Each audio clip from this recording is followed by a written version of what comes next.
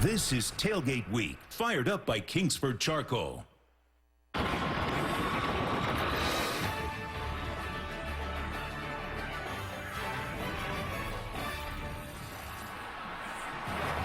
Welcome to ESPN Saturday Night Football, presented by Windows. And tonight's Big Ten matchup between Ohio State and Northwestern. You are looking live at Ryan Field in Evanston, Illinois. Earlier today, a major storm rolled through here with winds measured in excess of 40 miles an hour. But that cell has passed, and we're now ready for one of the biggest games ever at Northwestern. A Big Ten showdown. It's the Wildcats homecoming. Good evening, everybody, and welcome with Kirk Herbstreit. I'm Brent Musburger. Thanks for dropping by. Herbie, first the big picture. We got to keep an eye on Florida State and Clemson in the ACC. You can make an argument that those are the two most impressive teams that we've seen so far today. Florida State expected to maybe be challenged by Maryland. Dominant. Clemson goes on the road to the Carrier Dome against Syracuse. Dominant. Showdown October 19th at Clemson at Death Valley. That will go a long way in determining who ultimately gets to the national title. And last night, Coach Urban Meyer said he's keeping an eye on the other power teams. He should. This is a big opportunity for Urban Meyer and the Ohio State Buckeyes. They were on a big stage last week against Wisconsin, and Urban Meyer understands what it takes for Ohio State. Even if they run the table, there's still going to be people that are looking at them and doubting them. He needs to be able to take advantage of this, and his team needs to be able to take advantage of a big stage against a quality opponent in Northwestern.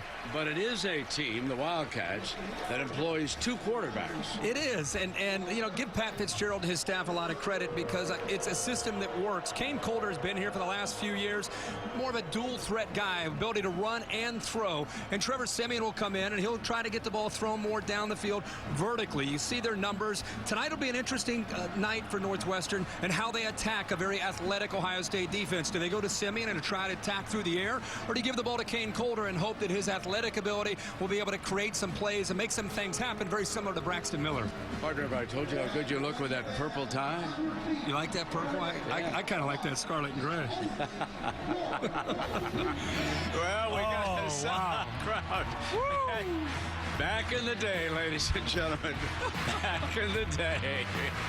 And Herbie, we got a lot of Buckeye fans here for this one tonight in Evanston. He'll be right back. The Nissan pregame rush is next after this message and a word from our ABC stations.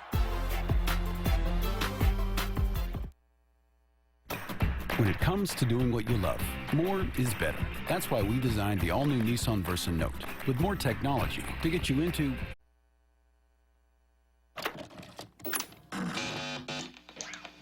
Now the script's about to kick off, this party looks whack. Let's take it back to straight hip-hop and start it from scratch. I'm about to bloody this track up, everybody get back. That's why my opinions are bad, cause my rhymes on the tag. It's like I did with Addiction, I'm about to like a magician, critics I turn up. Got them still on the fence, whether the but quick to get impaled when I tell them so sick from looking pale, well that's my about to go ham. Shout out to let's bring it back to that vintage slim beer. The order MC in mixed with the Vinci and MC ring, and I don't mean Stimpy's friend beer. Been public enemy since you thought PE was Jim Bear. Shoes off, let your head out. All night long. Pull your beard out, just spit out. All night long. This house until we knock it down, so turn the volume loud. Cause it's spin to the ears, so crank the bass up like crazy. Let yourself go, let yourself go. Life's too short to not go for broke.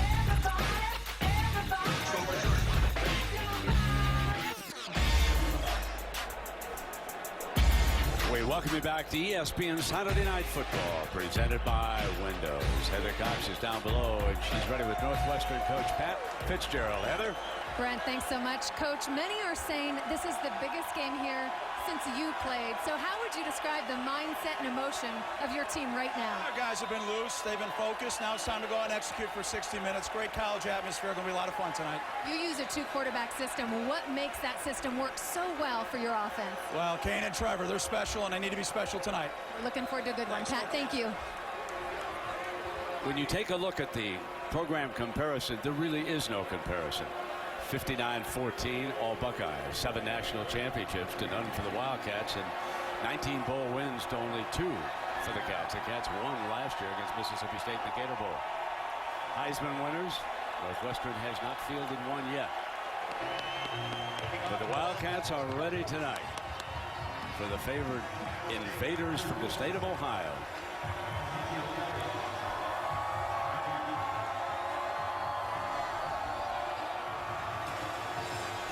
So on the near side, all the Northwestern fans. On the far side, you'll see nothing but red behind Urban Meyer. Northwestern won the toss and deferred. So the Buckeyes are going to handle the ball first. And Dontre Wilson, their sensational freshman. And watching from behind him is the Northwestern athletic director, Jim Phillips. Fielded in the end zone. They'll take a knee and come out on the 25-yard line. And here comes Braxton Miller, and he put to rest any idea of a quarterback controversy last week. He sure did. He came out and established the Ohio State offense after a few weeks off, and big plays through the air. It's something that Northwestern's defensive coaches and head coach Pat Fitzgerald are well aware of. They think they need to hold on tight against Braxton Miller and the big play of the passing game from Miller, especially early in this game. Keep everything in front of the Cats defense. Carlos Hyde opens as the running back, number 34, alongside Miller. Play action to him, and Miller down the middle, and it is complete to Corey Brown. So Philly Brown is to the 45-yard line. Nick Van Hoos makes the stop. Watch the linebackers, Brent, go after Carlos Hyde. See how quick they are? Great call on 1st and 10 with a lot of energy in this stadium, getting the linebackers out of position and then finding Corey Brown behind them. Stay in the air. 2 for 2. Devin Smith this time. 9 more yards for the Buckeyes. Braxton Miller, anybody who's close to the program knows what kind of arm strength Braxton Miller has. I think the area where Ohio State has changed so much is the improvement in the speed and the development of the players around the quarterback position. On 2nd and 2, play action, and again to Smith for another first down. So the Buckeyes, Herbie, are putting into the air on this opening series of the game. No question about their game plan here early. Yeah, Northwestern had some struggles earlier this year. They come in 119th in the nation in pass defense, and Ohio State right away trying to exploit that weakness, trying to throw underneath, and eventually they'll try to set up some bigger plays down the field. So the Buckeyes drive to the Wildcats 37.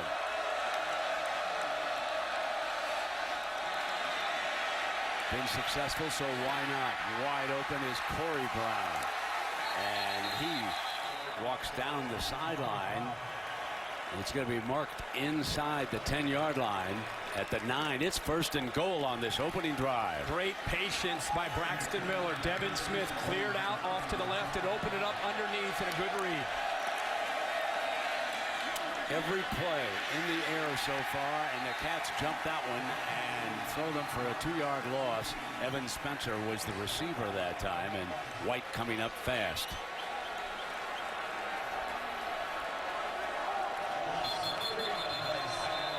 And Spencer, the receiver, shaken up on the play.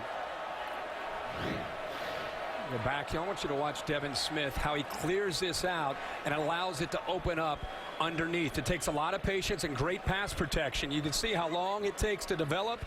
You can see the corner had to run with Devin Smith. It opened up a big void in the defense, and Braxton Miller looks downfield, and the best thing he did there is come off his primary. He wanted to go downfield to Devin Smith, looked him off, and found his second option. Here's the previous play to Evan Spencer. It sort of wrenched his knee a little bit, I think. So 5 consecutive passes to open the game. Evan walks off to the far side to the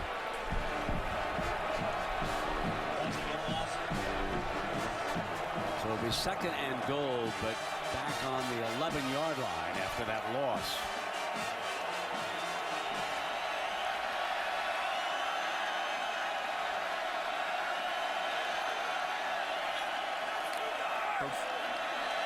They're going to run Braxton Miller on a sweep, and he is down at the line of scrimmage.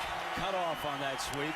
Damian Proby, the linebacker, to make the stop, and Urban was trying to change things. Watch this. He goes crazy right here. He's trying to change it, and they snap the ball. I was about to say Urban Meyer trying to get a check in. They had man-to-man, one-on-one on the outside, and I think he was trying to get Braxton Miller to go after that coverage against the Wildcats.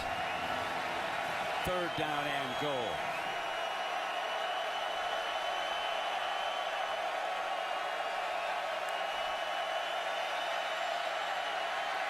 Steps up, fires, deflected, incomplete. Colin Ellis, the linebacker, number 45, knocks it down. Boy, Colin Ellis, one of the leaders of this defense, almost came up with an interception. He had 2 interceptions against Cal, both returned for touchdowns, and that is a big stop early in this game by Northwestern. They gave up some yards, kept things in front of them, and then they squeezed the Ohio State offense in the red zone to force this field goal. Kenny Guyton, backup quarterback, will put it down for Drew Basil. 27-yard attempt. And so, the Buckeyes strike first. But the Wildcats did not surrender a touchdown. They limited them to a field goal.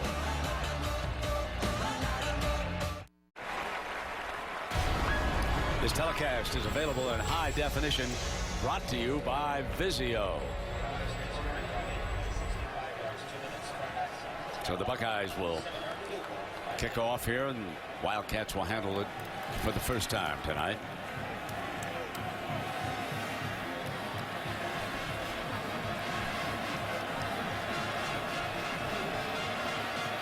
So Harris goes back deep. He's the key kickoff return man.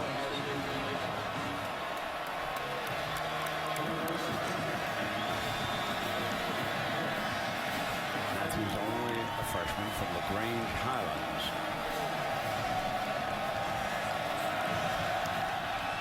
Basil kicks it away, and here comes Harris from the 5.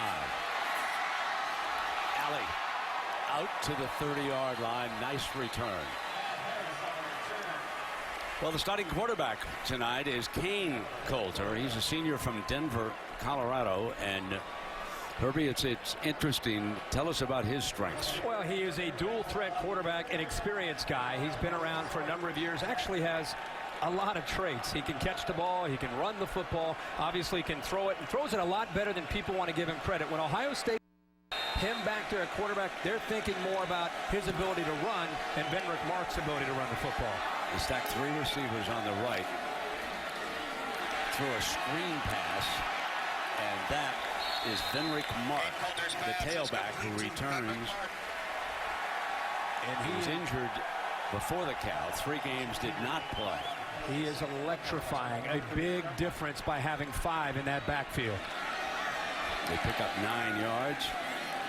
Staying in the air, and there's the first down, and there's Tony Jones. Tony Jones that time matched up into the boundary against Bradley Roby. And remember, Roby had the rough game last week. Kane Coulter can throw the football. The scouting report says he's the runner, but he has shown an ability the last few years to throw it, and if you challenge him, he'll make you pay for it. Mark thrown for a loss, and that was Adolphus Washington. Tackled by Adolphus Washington. Check in now on the impact matchup on this side of the ball. Well, I think it is Tony Jones and Christian Jones. They're wide receivers against Bradley Roby and Durant Grant. Ohio State loaded the line of scrimmage last week against Wisconsin. Northwestern's got to make plays in their vertical passing game. And they do, to midfield that time, and that is Dan Vitale. Now, he's more of an H-back than a tight end. They will move Vitale all over the field. And the Wildcats have advanced on their opening series quickly to midfield, and Coulter is 3 of 3 for 22 yards. Trayvon Green, now the running back.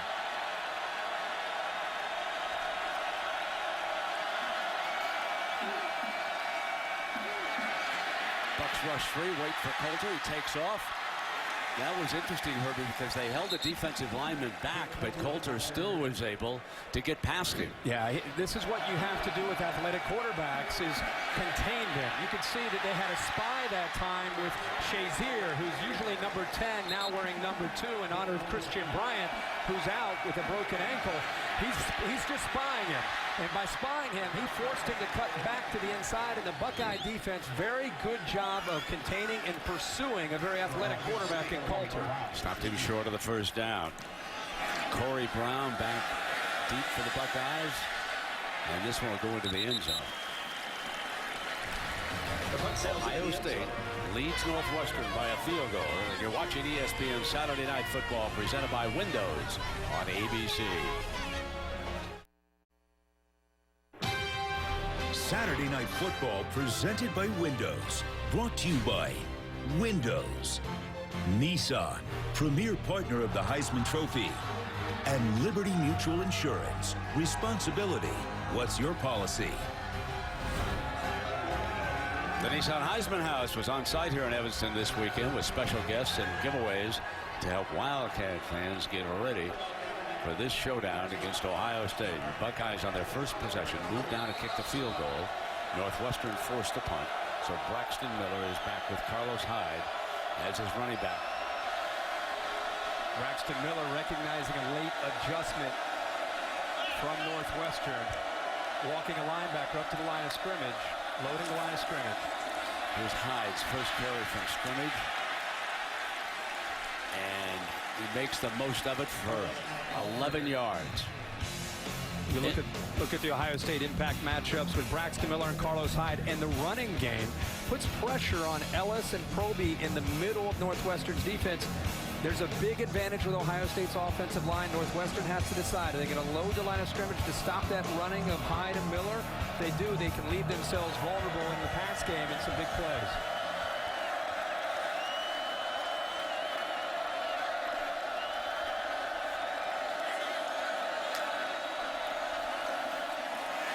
Fumble. Still loose. Northwestern football. What a play by Tyler Scott, the ringleader of that defensive front, number 97.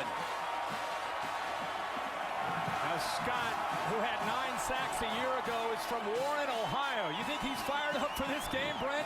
He gets his hand on the football. This defense prides itself on creating turnovers, especially deep in opponent's territory. Ellis comes in there. A lot of jerseys for Northwestern all over the football. But as Brent, as you said, Tyler Scott comes up with the big play.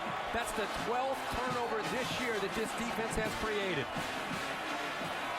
Both quarterbacks dash onto the field here for the Wildcats. Trevor Siemian figures to take the snap, and Kane Coulter has been working in the slot. There is Coulter, number 2. This is what they worked on in practice.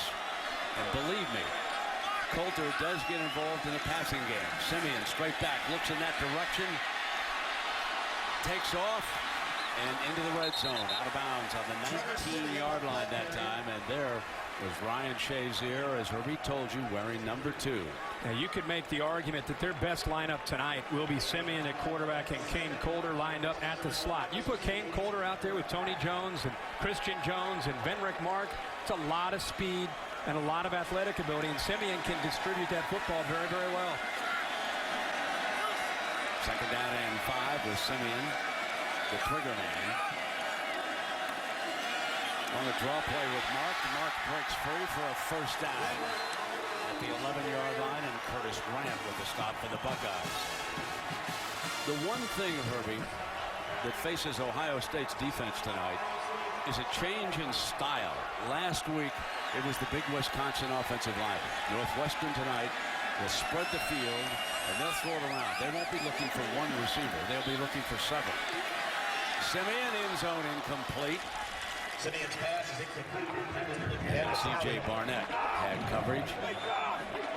Pat Fitzgerald has put together a staff and a system where they're very multiple. It puts a lot on a defensive staff to try to get ready for 2 different quarterbacks and 2 different systems and how they can fight you. And you saw Herbie was pulling at the jersey. Yeah. He thought interference should have been called out of the end zone. It was a tremendous linebacker recruited by Gary Barnett. Now Coulter will take this snap on a full house, and the H-back, Vitale, straight ahead. Dan Vitale, the ball carrier. Tackled by And now doing a good job of mixing up not just the quarterbacks, but a lot of different personnel groups, keeping Ohio State's defense off balance. But this is what it's really all about, is trying to execute on third down. They're at 51% on the year, one of the better teams at executing on third down. Well, here's your 3rd and 8. And Trevor Siemian from Windermere, Florida, back on the field. He's the junior. Coulter's the senior.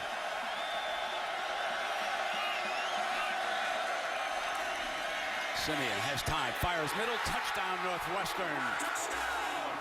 Kane Coulter. As we told you, he was not a decoy. He gets involved as a receiver. It was all set up by that young man's defensive work. Tyler Scott forced a fumble, then recovered it, and the Wildcats gain the lead.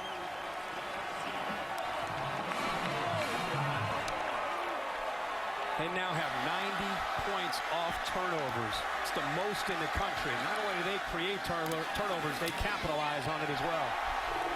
Jeff Butzine makes it a 7-3 game. So here is that play by Scott. A tremendous play. Strips, ball still loose, surrounds it, and then quarterback to quarterback. Coulter's first reception of the year results in a touchdown. Revenge, all new Sunday at 9, 8 Central on ABC. We welcome you back to Evanston. 2 quarterbacks talking it over.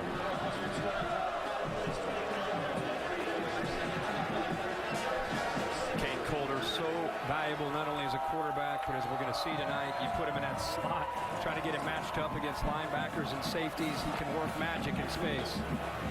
Jordan Hall was nicked up, Coach Meyer told us, so he will not be back on kickoff returns. Dontre Wilson and Elliott, another running back. So there is Dontre, the freshman from DeSoto, Texas.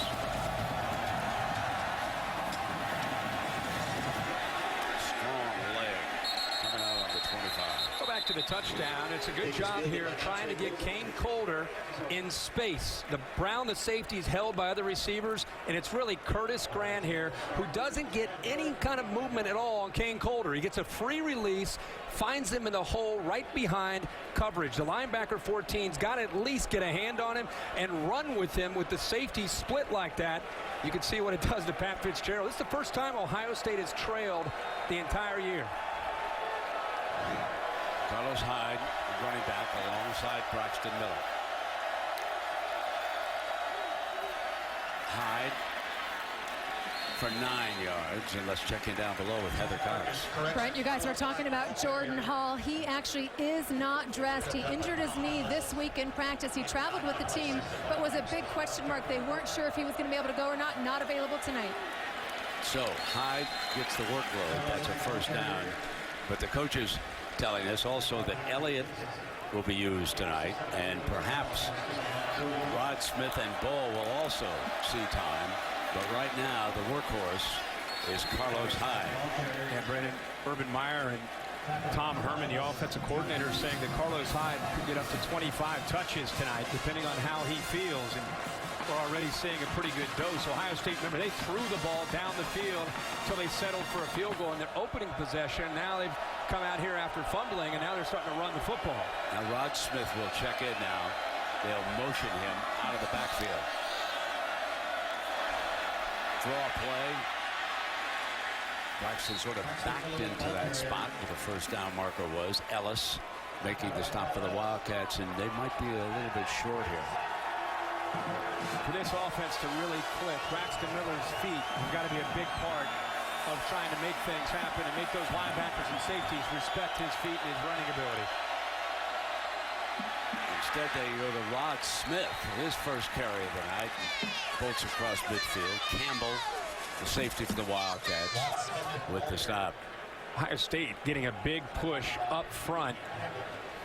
Pretty big advantage here early, at least on this drive, of the battle in the trenches. And again, with the threat of a quarterback who can run or throw, it just puts Northwestern in a bind on trying to figure out how you want to commit to stop this running game.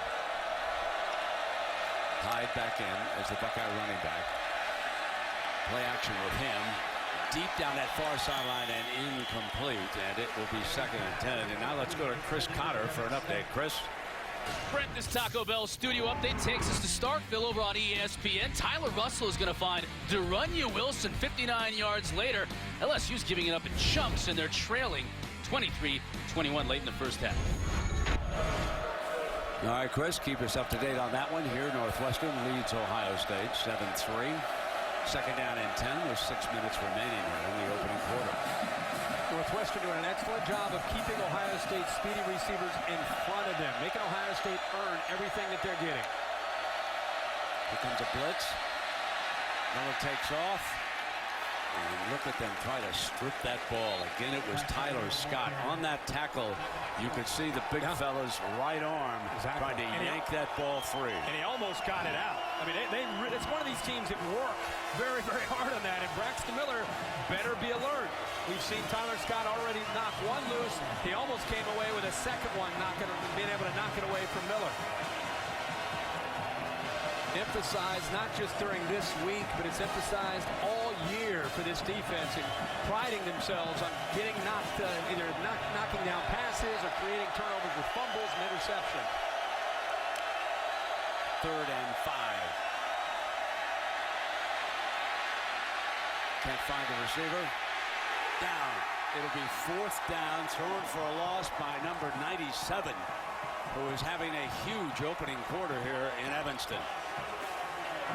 Deontay Gibson, who comes in obvious passing situations, is a defensive end. Now, it's a defensive end, and he's going to drop in coverage. I want you to keep an eye on him and see what he does here in space, because he's got to be able to make a play to contain Braxton Miller. He can't let him get out there, and he does a very good job of forcing him back inside. Once he does, look at the rest of the defense there to help him. Great job by a big guy at 260 pounds of containing Miller. Fenwick Mark will return punts, as well as run as their number 1 back tonight. And this one was down at about the 1-foot line. Terrific special teams work. Remember, this punt team pinned Wisconsin back a number of times last week. So his heel apparently was not on the goal line because the official was right there. And there you see the trophy, the coach's trophy, presented by Dr. Pepper. It'll be awarded to the winner of the Vizio BCS National Championship on January 6th in Pasadena.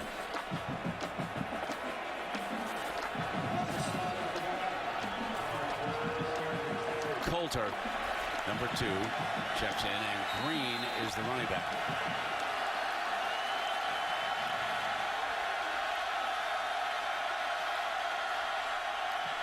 Right straight ahead with Coulter to give the Wildcats just a little daylight.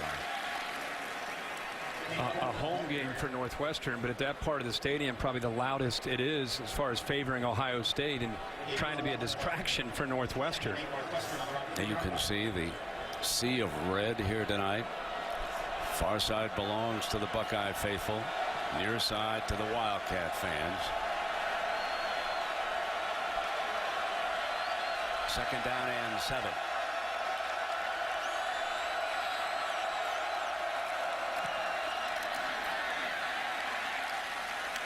Pick up about a yard on that play. Very content to be very conservative coming out here.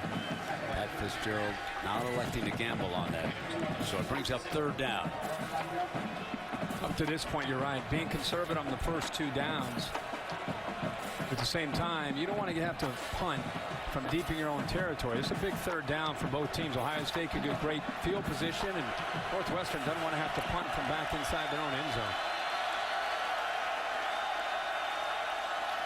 From the end zone, Coulter in trouble, dashes out of it. Not going to get the 1st down. They're going to be forced to punt.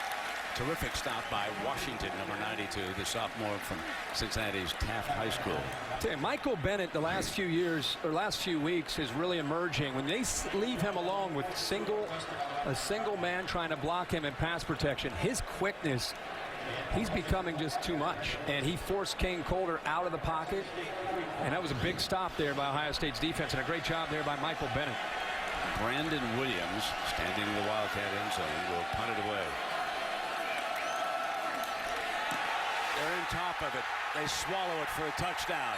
Ohio State touchdown. Bradley Roby, number 1.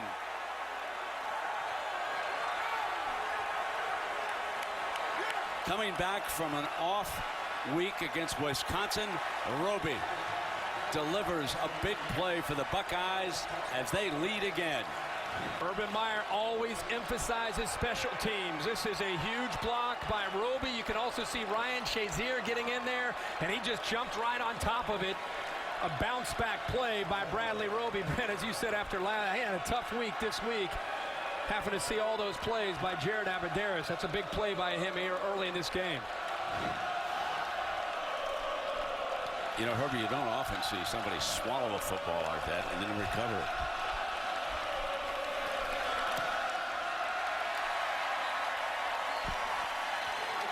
So the Buckeyes regain the lead on the block punt.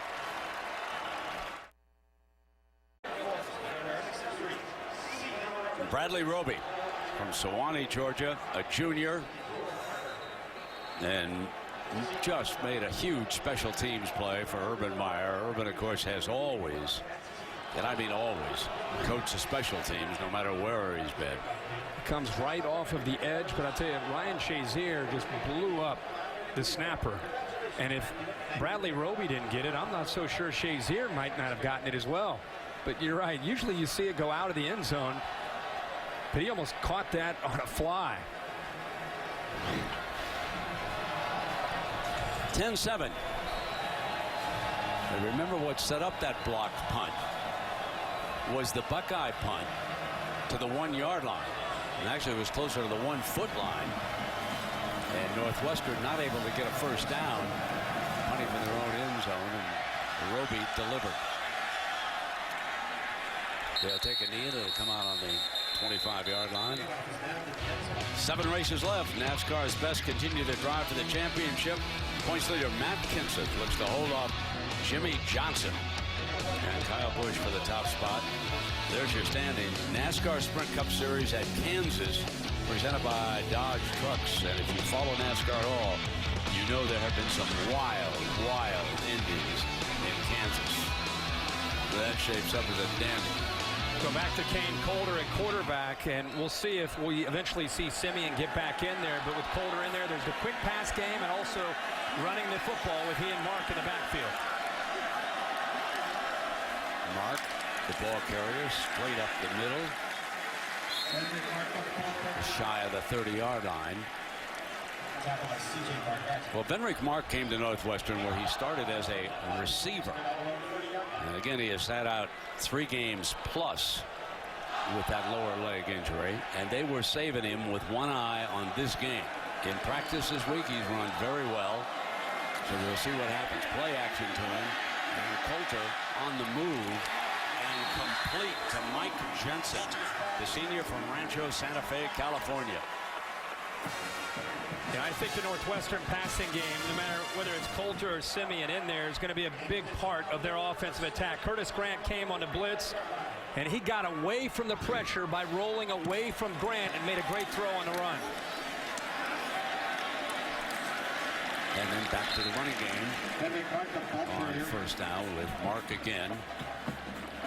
Mark is just a different feel when he gets in there. He's so explosive, very different than Trumpy and Green. And you see Simeon now check back into the game, and Ohio State has to make that adjustment. When they see 13 run onto the field and Kane Colder stay on the field in the slot, they've been repping that all week, and they have to make the right adjustment to be aware of 2 now as a receiver. 2nd down and 7. Simeon fires just short of the first down with a tally. Nice tackle that time by Barnett. C.J. Barnett, the safety. I remember what Herbie told you. Corey Brown, nicknamed Pitt, forced to come in at the other safety. Christian Bryant, of course, injured. He broke his ankle right near the end of the Wisconsin game. They bring their power back in, Mike Trumpy. His uncle was Bob Trumpy. Played in the NFL. First down with number 32 to Wheaton North High School. Mike Trumpy picks up the first down. Jeff Magas, left guard, does a good job of picking up this blitz. Pretty well timed. You see that right? It was almost just a trap block on Curtis Grant. Grant came free up the middle. Left guard just in time is able to pick him up, and that freed up Trumpy to pick up the first down.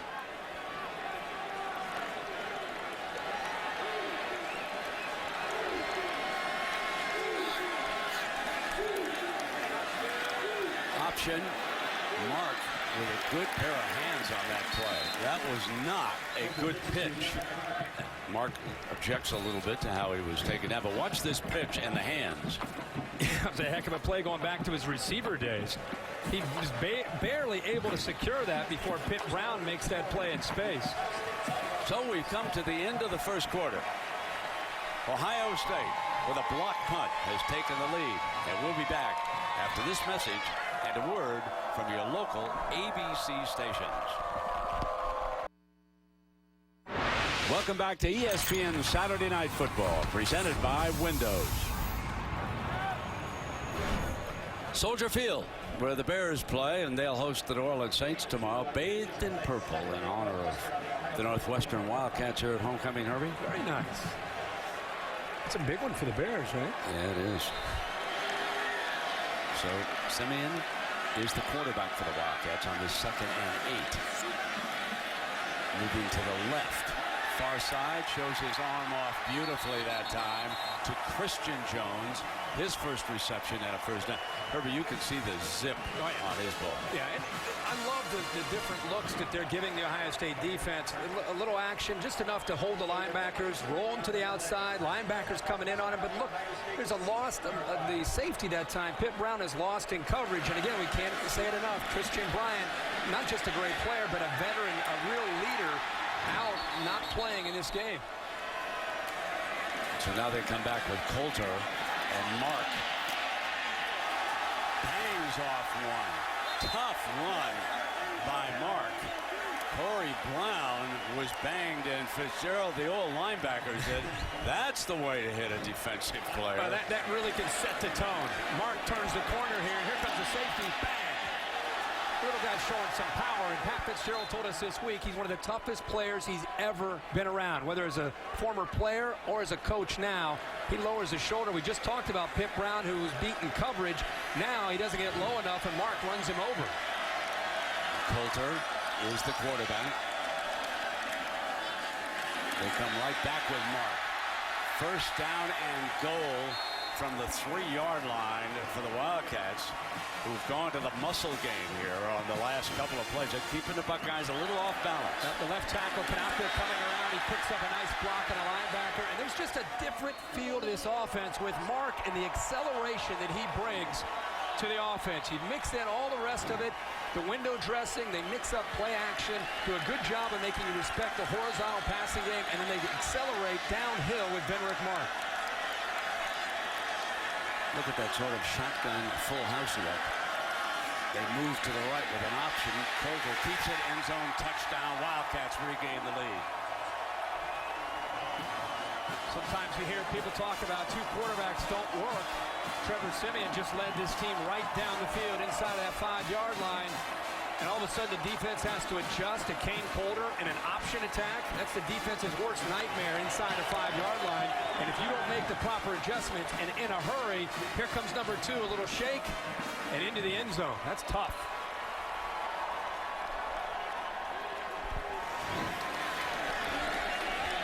Brett Zane with the punter holding. Williams puts it down.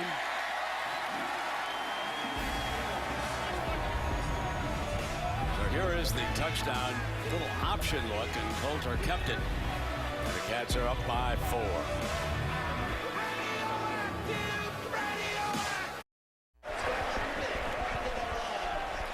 Quarterback Kane Coulter scored the touchdown because offensive coordinator Mick McCall came into this game determined to run option against Ohio State. He told us the Buckeyes have not looked at a lot of option. We will even use triple option.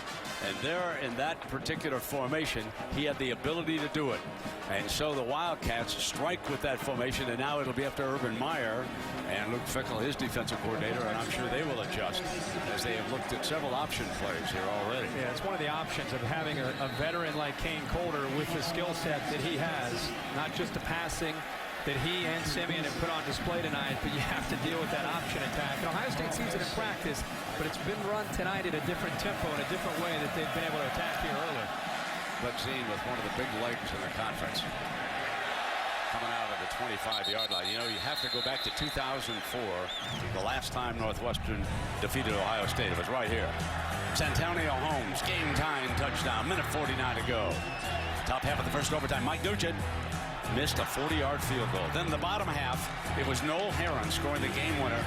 Wildcats upset number 7 Ohio State, 33-27. Yeah, that was a big win, as you can see, for Northwestern. And just being on this campus the last 48 hours, they're thinking about trying to shock the world again. You can see Ohio State has been able to win quite a few games in this series over the last 30 years. Only lost that one game. On first down, Miller with plenty of time, can't find a receiver. Takes off and picks up 8 yards on first down. Can go back to Northwestern's game plan. They are very well aware of Braxton Miller's arm strength. They want to keep everything in front of them. They want to make Ohio State earn everything that they get. They're willing to give up some yards, but they don't want to give up the home run and allow them to get behind them in coverage. That's why you're seeing Braxton Miller run occasionally, hit some passes underneath. They want to see if Ohio State can execute in the red zone. 2nd and 1, and it's Hyde for the first down. Let's check in down below with Heather Cox. This Ohio State defense is frustrated, especially defensive tackle Michael Bennett, who just really is the vocal leader of this team, and he is flat out angry. Gathered the defense saying, everyone's saying we're okay. We aren't okay. We aren't fine. We're losing, and it's because you're not doing your jobs. That's what it's all about. Play assignment football, especially against the option. Get it done. Very frustrated sideline guys. First down and 10. Hyde, good ball fake by Miller. I thought for a moment he handed it off to Hyde, and instead he was thrown to Devin Smith that time, and it was incomplete. It'll be 2nd down and 10. Interesting that Heather talks about Michael Bennett down on that Ohio State sideline trying to get their defense's attention. Remember, you take away Christian Bryant, a 4-year starter, it's about who they don't know right now at this point in the season who is the leader of this defense. This is where you start to define some roles and find out when you're down 14-10. 2nd and 10. Miller keeps it behind a Hyde block, runs for the first down. He's down to the Wildcat 45-yard line. Henry with the stop. They create a numbers advantage because they read in their zone read scheme with Braxton Miller. The line having their way up front, and they're giving Braxton Miller some room to run. Both he and Carlos Hyde right now doing a very good job of picking up running yards. Northwestern, again, willing to concede that part of their defensive plan. Jeff Hireman moves over to the right side of the formation. Another play action by Miller. Deep drop, going to go for a long strike, incomplete. Evan Spencer working deep. Let's go to Chris Cotter for an update. Brent, taking you to AT&T Stadium in Arlington, Texas, Notre Dame and Arizona State. Tommy Reese, 19 yards to Ben Koyak. First career receiving touchdown for that young man. Irish up 7-6 late first half. Brent? All right, Chris, thank you. And here it's 14-10 Wildcats. These two teams have gone seesawing here in the first half. Braxton Miller with a 2nd and 10.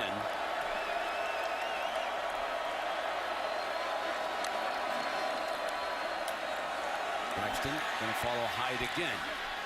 And down he goes, and that was Henry again, the safety from Fort Lauderdale Lakes, Florida.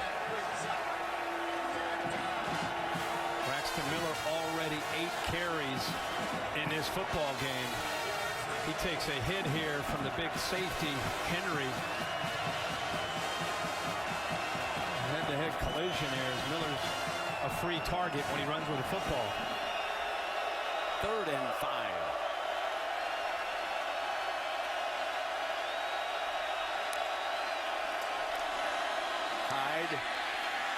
First down, Ohio State. That is a big push. Watch this by the Ohio State offensive line. Third down here. Carlos Hyde running very determined behind that line, but that's a great surge from the Ohio State line on third down to pick up the first down. But Carlos Hyde right now picking up big chunks of yards against this Wildcat defense. Ezekiel Elliott, number 15, replaces Hyde as the running back.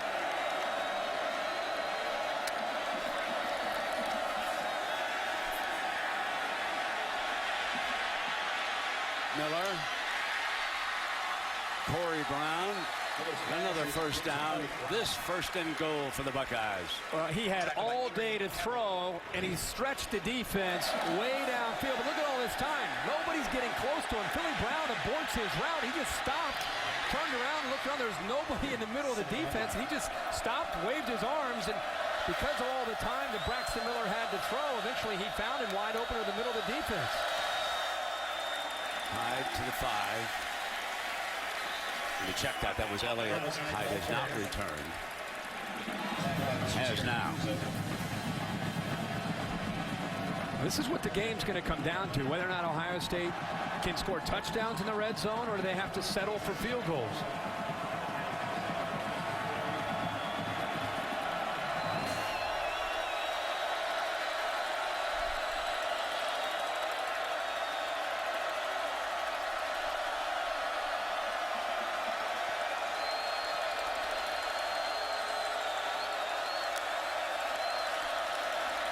Miller's option. Hyde out of bounds at the 4-yard line. Boy, great job by Colin Ellis, the outside linebacker. He's got to be able to get out here because it's man coverage on the outside. He's got to be able to get off of the block from Newhart, which he does, and he affected Hyde and slowed him down to let the rest of the Wildcats get there. It's a great job of getting away from the block and having his instincts and speed to make a play. Third and goal.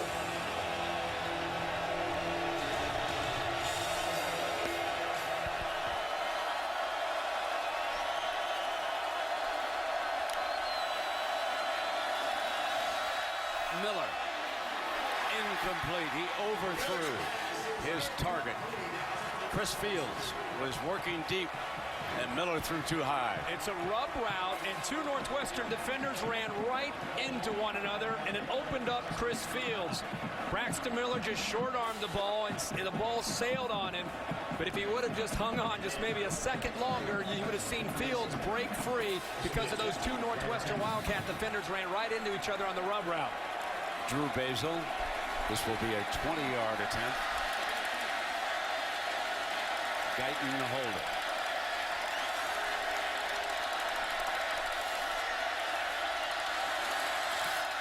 And it's a one-point game.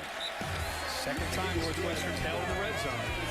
You're watching ESPN Saturday Night Football presented by Windows on ABC.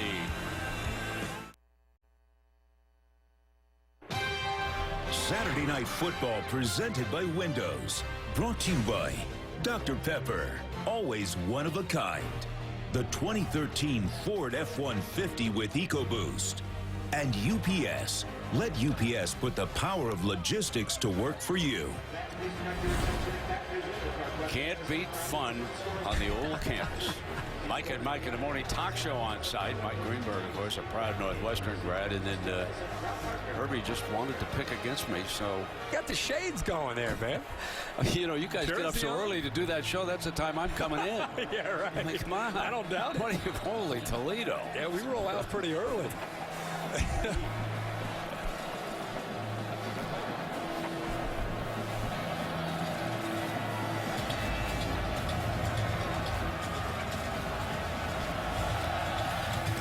Basil. There's Harris at the 20. And he's to the 26-yard line. Again, Northwestern stops him in the red zone, but you're going to see Fields go to the corner. He ends up getting open, but two Ohio State receivers right here, Philly Brown and the running back, Carlos Hyde. Watch what they do here. The two Northwestern defenders right there. They run into one another. Fields breaks free. He's all alone in the end zone for a touchdown. And then Urban Meyer over on the sideline.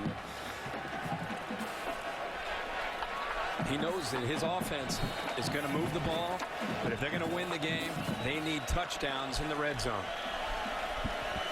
Urban is always worried about him not stepping into his throws. You know, Herbie told us that's been a big problem. Draw play. Here's Mark. Tough wrestling out to the 30-yard line. Well, Herbie, they had to take charge of the Aflac again. But I did like seeing your puffs. That's good. Anyway, here we go. Northwestern's defeated Ohio State 5 times since 1950. Which head coach has led the Wildcats to the most wins over that span? Okay? Okay. All right. Simeon with the arm throws for the first down to Rashad Lawrence, a senior from Orlando, Florida. Herbie, the one thing you notice about Northwestern when you look at their roster, first and foremost, they go to Ohio. Obviously, they recruit kids here in Illinois. But after that, it's California, Texas, Florida, Georgia. They're going all over right now. Ohio, for obvious reasons, where high school football is outstanding and there's great depth. But you're right, because of the academics and what a great institution, they're able to recruit the entire nation to bring players here to play for Pat Fitzgerald. Coulter was working in the slot. Simeon comes on back. Nice move by Lawrence. And again, the Wildcats are moving the ball against Urban Meyer's defense. What a versatile attack. It's not just Kane Coulter or Venrick Mark, Trevor Simeon. We're calling a lot of different names out. And I'll tell you, when Simeon is in rhythm, you get him back and you're not going to challenge his receivers off the line of scrimmage. He's going to complete a lot of balls. Mark motions out. Backfield is empty. Buckeyes coming with 6. Shazer trying to get there. They hit Mark. Mark is loose. 30 to the 11-yard line. The blitz didn't get there. They blitzed him, and they left Bradley Roby isolated against a former wide receiver and Venrick Mark. This is a matchup that they wanted to try to exploit. Simeon's got to get the ball out of his hands quickly. And because Roby tried to get there to make a big play, it left Mark open in the open field. And Venrick Mark in the open field is dangerous for anybody. Poor play there by Roby and a big play by Mark. I'm not comparing him to Reggie Bush, but I can't help it. When he's number 5 in the open field, he looks a lot like Reggie did in college. Yeah, 41 yards of Reggie there. Kane Coulter back in as the quarterback. They've run the option out of this formation, remember. Pat called a timeout. So they saw a little bit of change for the Wildcats. With their first time out, we got 6:45 remaining in the opening half. Remember the Wisconsin game. Braxton Miller and the Buckeyes struck late in the first half for the lead. So we're back, and Northwestern's defeated Ohio State 5 times since 1950. Which head coach led the Wildcats to the most wins, Herbie? I'm going to say Eric Parsegian. There you go, my friend. I knew you'd get it. 1958, 62, and 60. I'll give you a little anecdote about 62. Look at there. Still haven't forgiven the Irish for stealing it. The 62 game, I was working on the desk at the old Chicago's American. The score came across. Wildcats were shut out Ohio State. We sent them over there were telegraph editors, that would send the scores in. We had to send it back. They said, "You sure you got the right team? Isn't Ohio State shutting Northwestern out?" That's how big a surprise it was. That's crazy. Coulter and Green are in. Coulter on a quarterback draw to the 6-yard line. We're attacking in so many different ways. And what it does is it stresses the safeties and, again, the linebackers and their eyes, where you got to think about, is Venrick Mark going to get the ball? Is Kane Coulter out into slot? Kane Coulter's under center. Got to worry about the option. Now you got to worry about quarterback draw. Quick pass to the outside. They're just putting a lot of pressure on the Ohio State defense because of how multiple they are and how they attack with this offense. 2nd and 5. Coulter keeps it, and he's going to be thrown for a loss by Shazer. Ryan Shazier, and of course, if you're wondering why he's wearing number 2, that's in honor of Christian Bryant, who broke an ankle last week and has been lost for the season, so he'll wear number 2 the rest of the year. That was a big play on 2nd down, considering the quarterback Coulter has been hurting Ohio State with his mobility. That time Shazier in perfect position to contain him and bring him down. So That brings Trevor Siemian in as the trigger man on 3rd and 9.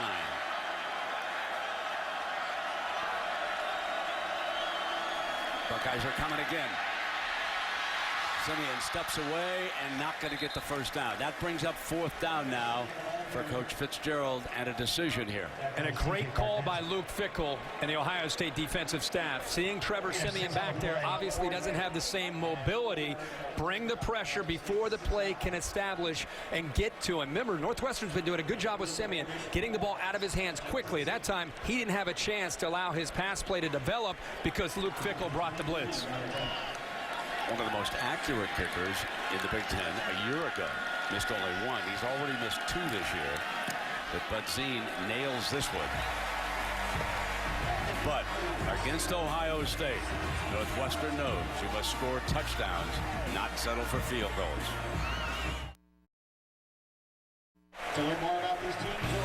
Welcome back, and Herbie, let's take a look at our Pacific Life game summary. These two quarterbacks have been a big story. Kane Colder has not missed a pass, and we talked about him being a runner, but he's making good decisions. And Trevor Siemian has been very, very accurate. They've done a good job of mixing the two in and becoming versatile in the way they try to attack Ohio State.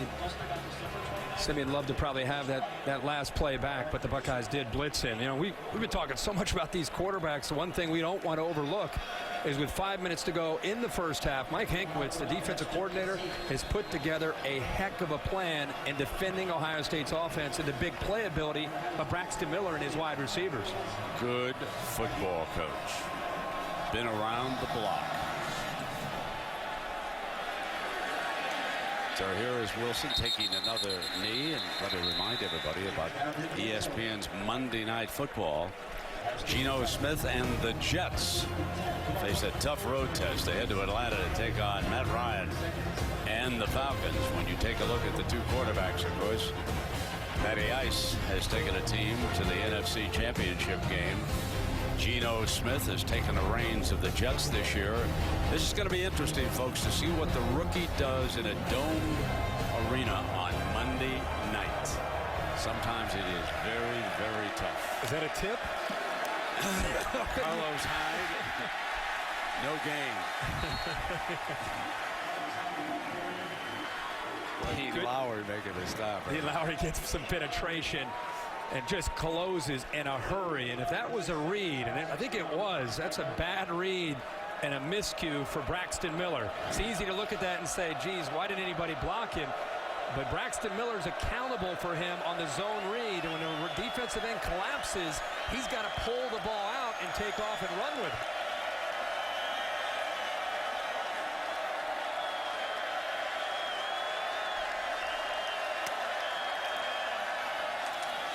Now Hyde. Go back to that opening drive. Remember how Ohio State started the game? I mean, they were throwing the football. And they had some success. They ended up settling for a field goal. But since that opening drive, Braxton Miller is 1 of 5 with a fumble and a sack. So they've taken him away from passing the football, and they're making Ohio State go the long way by running with Miller and with Hyde. 3rd down.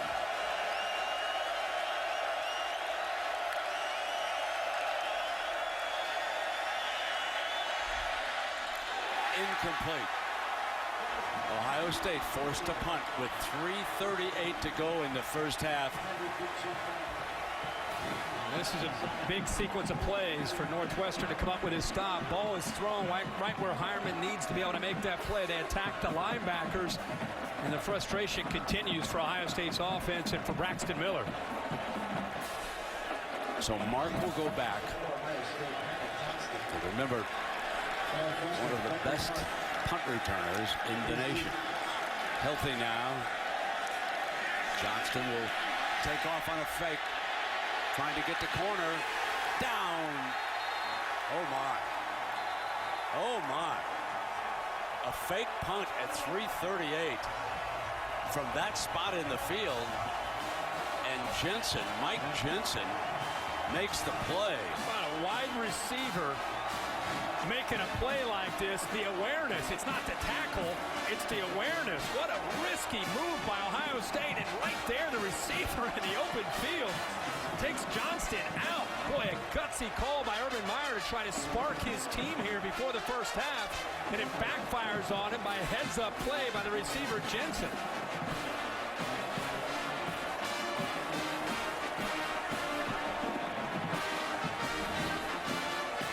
Now Simeon and Mark is the running back.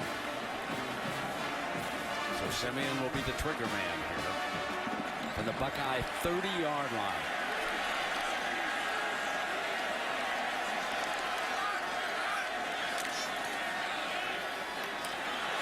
Slip screen to Mark on the outside, and he picks up almost 10 yards. I think it's going to be marked just a little bit short. Coming up now, stay tuned for the Capital One halftime report. Scores and highlights. Busy day of college football. Georgia survives against Tennessee, but it took an overtime to do it. 3 minutes remain here. Second down and 1. First down with Mark. And Mark to the 13-yard line. They attack wide to Coulter. Go back up to the middle with Venrick Mark. Again, Ohio State, just by being a little hesitant with the linebackers because they're waiting to see how the play develops, it gives the linemen a chance to get up to the second level and gives them better blocking angles. Go back to it again this entire first half. The fact that they're so multiple and attacking in so many different ways is creating hesitation from the Buckeyes defense. Coulter is one of the slot receivers. Simeon will throw the other direction, incomplete to Mark, and it will be second down. Caught Ryan Shazier on a blitz, and it freed up Joey Bosa, the true freshman defensive end, to get the pressure that time on Ohio State. I'll tell you, it seems like when Simeon is in there, the best that Ohio State's done in defending Simeon is to tighten up their coverage on the outside and bring pressure. Because a lot of those quick throws, you're getting the ball to an athlete like Coulter, getting the ball to an athlete like Venrick Mark out in space and making Ohio State have to try to tackle them out there, which is tough to do.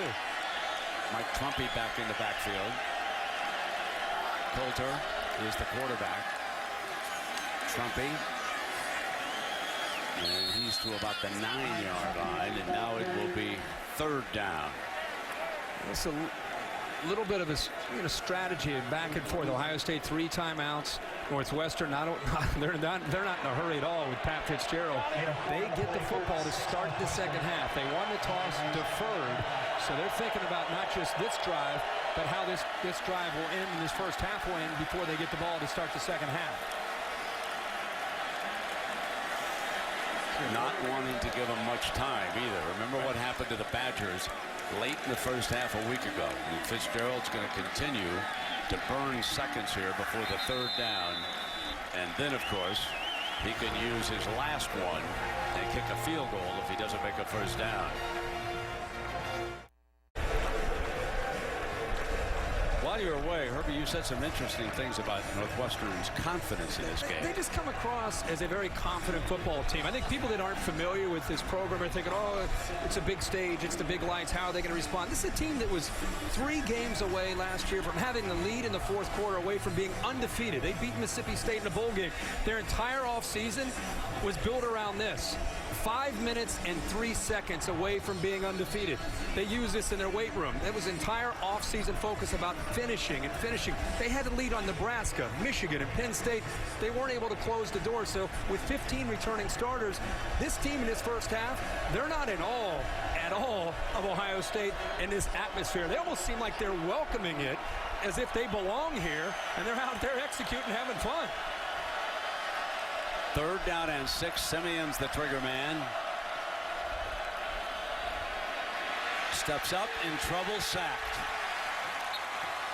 Going to be brought down, and there's an injured Buckeye on the play. Bennett appeared to be clutching a wrist or an arm. Seems to be okay now, and now he'll wind the clock down again. A bull rush that time, Brent, from Jamal Marcus, who comes in obvious passing situations, the sophomore out of Durham, North Carolina. He just went right over the top of Paul Jorgensen. He doesn't get a lot of opportunities, but that time he showed that he's not only has some quickness, but some power. The ball is down on the field closer to the left hash mark for Jeff Bud Zane. And let us go to Chris Cotter for an update. Chris. Brandon, this Notre Dame-Arizona State game, Tommy Rees has 194 yards passing in the first half. The final 8 to T.J. Jones. And the Irish have a 14-13 lead at the break. Brent? 14-13 at the intermission. Yeah, some good games all day today. I think the sequence of plays there and the fact that they get the ball back to start the second half had as much to do with Pat Fitzgerald working the clock, as you said, not giving Braxton Miller much time to work with. And I think that's why they're very, very content with the sack, kept the clock running, give him a chance to get a field goal here, and then see if their defense can finish off a pretty good first half for them.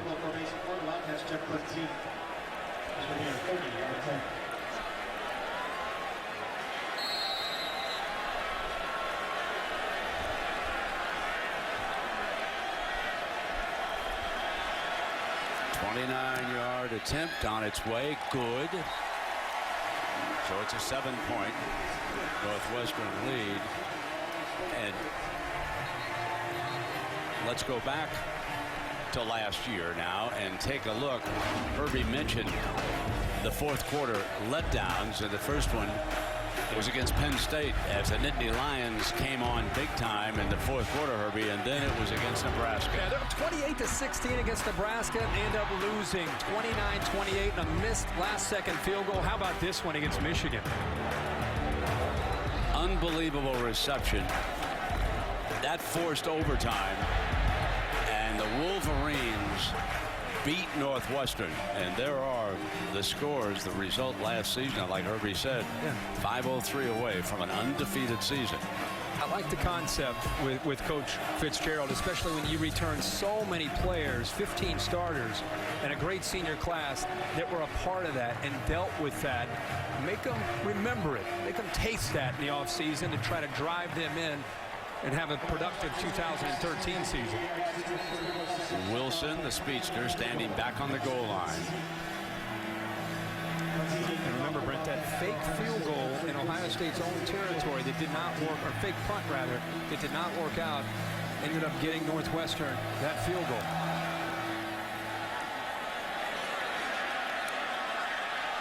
Another knee.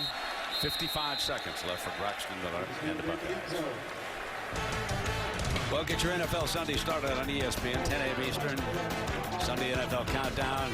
Chris Berman of the gang will have the latest news and updates from stadiums around the league.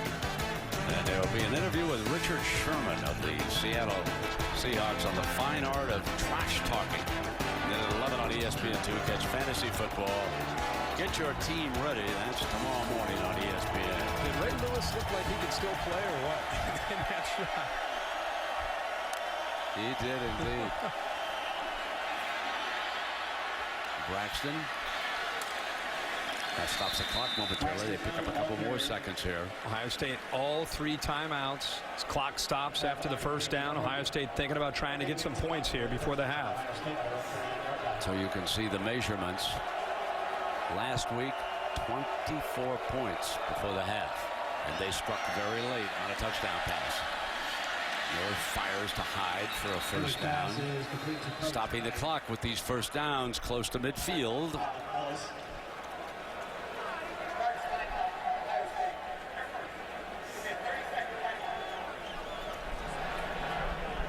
Let's take you back now, because the cornerback, he jumps the wide receiver going out of bounds. At the very worst, that would have been a field goal.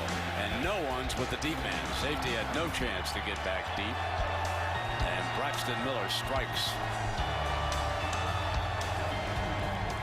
Well, that big playability is what Northwestern, I think, took away from watching that game with Braxton Miller. I mean, that was, again, their entire focus was what Miller can do throwing the football, and with his improvement of Devin Smith and Evan Spencer, Chris Fields, Dontre Wilson, Corey Brown, and they've been able to contain him. Again, it's one half of football, or actually not even quite one half of football, but that was the game plan so far. They've been able to accomplish that.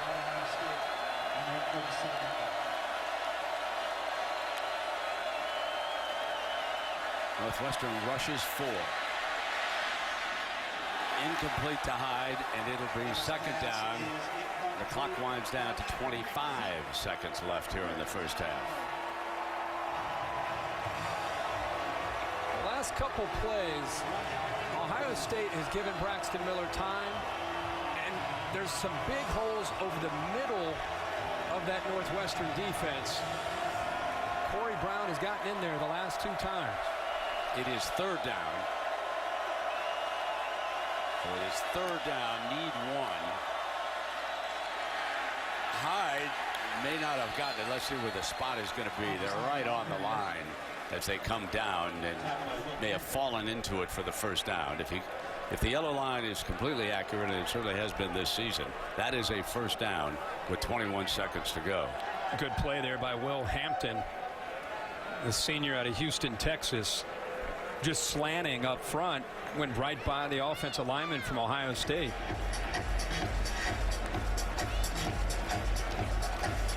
We check what's going on around the country, and we opened the broadcast talking about a couple of ACC teams on the roll. Georgia had to go to overtime. Stanford starting later on ESPN against the University of Washington.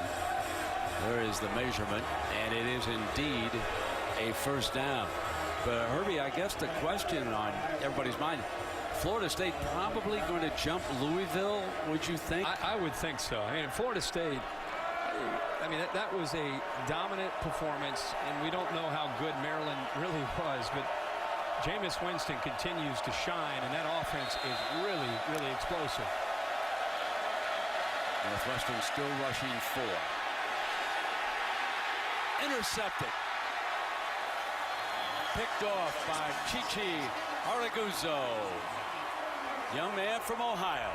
Well, the pressure that time from Ohio State. 2 Ohio players that played high school football in Ohio ended up making the play here for Northwestern. Adenabo out of Centerville coming off the right edge, gets right through Taylor Decker and gets his hand into the hand of Braxton Miller and forces the ball to go up into the air. Araguzzo does a good job. He's also from Ohio. He's from DeSales in Columbus. Ball goes straight up in the air, and being alert and aware, he makes a good play. And again, Brett, can't say it enough.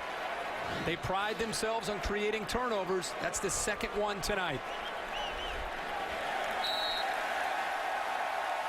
Win the turnover battle when you're an underdog and you can be in business. Now, can the Wildcats finish? Let's go to Heather Cox. She's with Urban Meyer. Brent, thanks so much. Coach, what is your message to Braxton Miller in the locker room at half? Keep playing. We're in a great game against a good team. Just keep playing. Do what he does. And where does your defense need to improve against Northwestern's multiple looks? We got to be, I see him running the ball on us, passing. But you know what? It's good offense. This could be a great game in the second half. I'll let you get to it. Thanks, Urban. All right, Heather. Northwestern with 213 yards, and Ohio State with 205. A 7-point Wildcat lead. Into the first half. Stay tuned after these messages with the Capital One halftime report. Welcome back to ESPN Saturday Night Football, presented by Windows. Kick shoes off, let your head out. Pull your beard out, just weird out.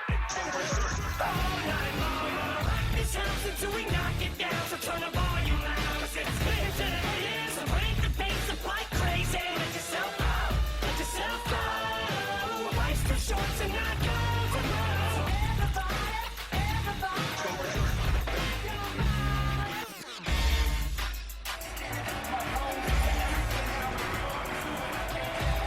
Northwestern leading Ohio State 20-13. Homecoming in the Big Ten opener for the Wildcats. And the Buckeyes without an offensive touchdown. With Kirk Herbstreit, I'm Brent Musburger, and Herbie, there is one stat that just boggles my mind. We have not had a single penalty in this football game. Knock on wood. Did I jinx it? Yeah, let's see if we can continue that in the second half. Story to me has been a couple of things. Number one, you got to talk about the quarterbacks from Northwestern, the way they're attacking the Ohio State defense. Created 2 turnovers. They've done an amazing job defensively in the first half. Still 30 minutes to go of defending Braxton Miller and the Ohio State offense. We haven't seen any big plays, and since that opening drive, Ohio State's offense has really been stymied and slowed down quite a bit. Okay, Northwestern will receive the second half kickoff. Holding a 7-point lead. They will go on offense first. Harris will take a knee, and it'll come out on the 25-yard line. Herbie, let's check in now on the Pacific Life game summary. Well, again, we've talked a lot about how Northwestern plans to attack Ohio State, and it's not so much about the yards, 213 yards. It's just the way they've kept Ohio State off balance and capitalized on their chances. Ohio State did 2 turnovers, the one there, the interception right before the half, along with the Braxton Miller fumble. Don't forget also the miscue on the fake punt. Northwestern was able to stop Ohio State in their own territory and come away with 3 points. So Kane Coulter opens at quarterback. And here is Mark, the running back, Venrick Mark. And let's check in down below with Heather Cox. What did Coach Fitzgerald have to say? Well, Pat said the way they were able to rattle Braxton Miller was really to keep him in front of him and keep him inside of him. But he did admit he expects a lot more deep balls here in the second half. I also asked about the message in the locker room at halftime, and he said he had a Navy SEAL come in and talk to the team before the game, asked him to reach his hand up, and then they said reach up a little bit higher. So Coach Fitzgerald's message, reach higher in the second half. And they did just that right there. Lawrence, again, is 1st and 10 at the 45. Navy SEALs, they did some more good work. I'm very surprised that Ohio State is not challenging the Northwestern wide receivers a little bit more and trying to reroute them or challenge the timing between the quarterbacks and receivers. They're giving them a big cushion. Coulter slips it off now on 1st down to Mark. They've used Mark to the right and to the left as a pass receiver. Remember, he came to Northwestern as a wide receiver before they moved him to running back. What a big difference his presence makes. Not just the production, his presence, because of the big playability. And he's a back that if he hits one crease, he can get 20 yards downfield in a hurry. And just a big difference between he and the other 2 backs, Trumpy and Graham. 2nd down and 6. Here is Mark. Trying to get a 1st down over there on the far side. He's short of it. Keep in mind when you watch him run, he's 175 pounds out there. Pat Fitzgerald says he's one of the toughest guys he's ever been around, and he's gotten better at getting off of arm tackles. There's Bradley Roby with a chance to make a tackle. He shakes him. There's another stiff arm attempt against Shazier. He is different now. He's gotten stronger, but again, 175 pounds at 5'8", running tough out there for Northwestern.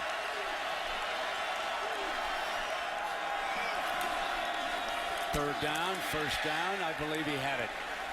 Let's see where they mark it. I thought he had the forward progress, and it looks like they're going to mark it that right. Herbie, before I get off the subject, the point I wanted to make about the Navy SEALs, they extracted an enormous price for what happened over in Nairobi, over in Africa today. And congratulations to that group again. Those warriors have become some of the best in the world at what they do. And they got it done again today, and our hats are off to everybody who is a Navy SEAL in this country. 1st down and 10. Green is the running back. Crosses the 40-yard line, and Spence making the snap. King Coulter a little frustrated with himself because of the name you just said, Noah Spence. Spence went down and followed Green. And Coulter, if he pulled that out, he's downfield for 15, 20 yards. Slipping it to the outside. Beautiful move by Vitale. Vitale with an athletic move picks up another 1st down. This is an impressive opening drive here in the 1st half. Play action, freezes the linebackers, gives the receiver a chance to make a block on Shazier, and Vitale is here in the 1st half. Play action, freezes the linebackers, gives the receiver a chance to make a block on Shazier, and Vitale is very athletic. You look at him, you think he's just a big bruiser, a fullback, but good athletic ability there. Coulter backfires another strike right over the middle to Jensen. Jensen made a huge defensive play. He stopped that fake punt, and now he comes back and gives the Wildcats a 1st down around about the 10-yard line. Just right now, this is a rhythmic attack by Northwestern and Kane Coulter and how they're going after the Buckeyes. A little bit. The running back was stopped as he comes behind the middle of his offensive line. You know, we haven't spoken, Herbie, about Kanopka, Mogus, Vitobile, Park, and Jorgensen. That's that offensive line, and they have done an especially outstanding job on this particular drive. Mick McCall, as a play caller, has done a really good job in how he's tried to attack. Remember, it's not Trevor Siemian back there. It's Kane Coulter running and throwing, and now this is usually how they attack with the option look as well. Second and goal, and here it is. Mark got the pitch. Not much doing. Barnett, C.J. Barnett, number 4, making the stop. So we'll look at the 5 fellas up front. Focus in on the center. Brandon Vitabile, who's out of Edison, New Jersey. He's one of the better centers in the Big Ten. Still an offensive line with 3 new starters, where they're still trying to develop that continuity, but they're growing up tonight as Siemian comes back in.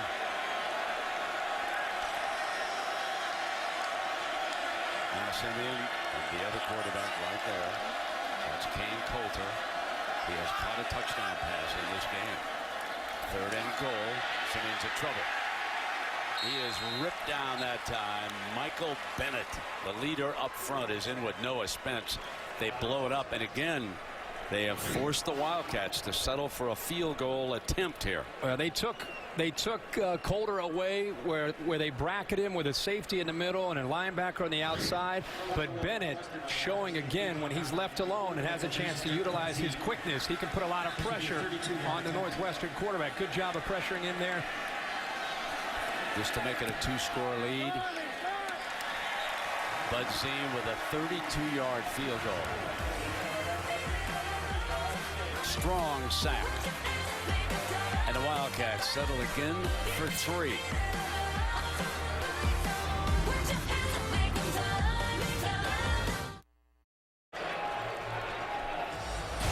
This telecast available in high definition, brought to you by Vizio. Michael Jordan looks pretty good in Northwestern purple outside the United Center. The NBA fellas working out, getting ready for the season ahead. And Bennett with a fine defensive play. Now, can the Buckeyes score an offensive touchdown? Wilson and Elliott are back deep. But Zine with a strong leg.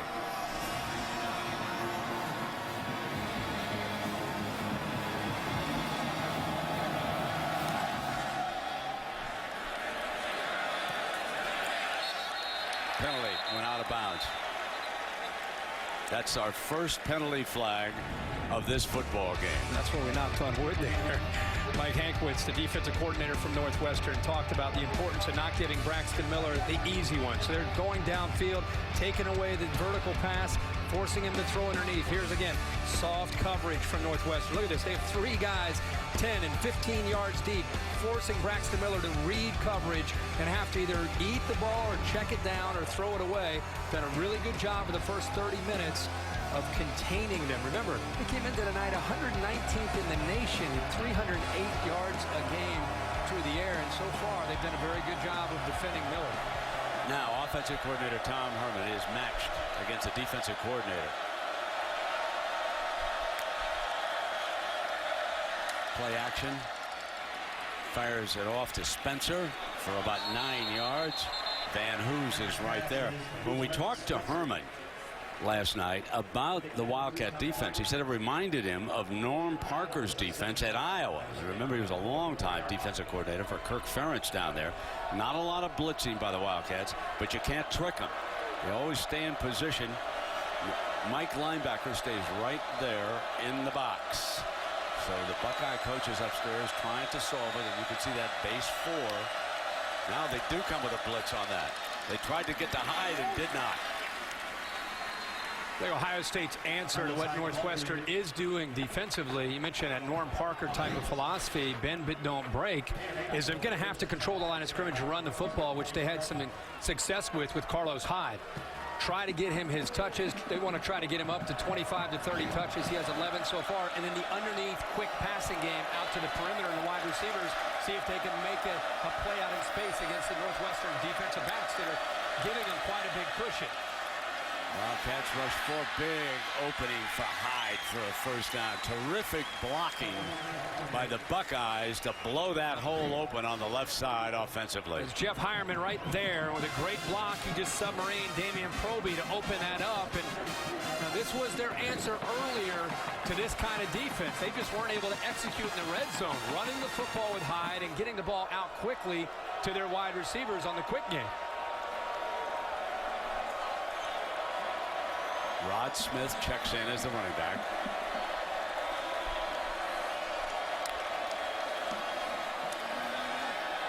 Braxton Miller dances to the right. And was able to sort of fall forward, keeping his balance as Eric Guzzo was trying to bring him down from behind. But Braxton made the most of that under pressure from Eric Guzzo. Eric Guzzo is a former safety in high school and brings good speed to that linebacker position. Eric Guzzo on one side 44, Colin Ellis 45, and the other also a safety in high school. So they put a little weight on him, but they've been able to maintain their speed since their high school days. Hyde checks back in. This is Hyde, the running back, for another first down and into that red zone. And for the offense, score a touchdown in the red zone and not settle for a field goal this time. That's been the story of the game. We said that from the beginning. Carlos Hyde, again, we always talk about how nifty he is, but there's the power running right through Colin Ellis as he elevated to get through the hole to pick up that first.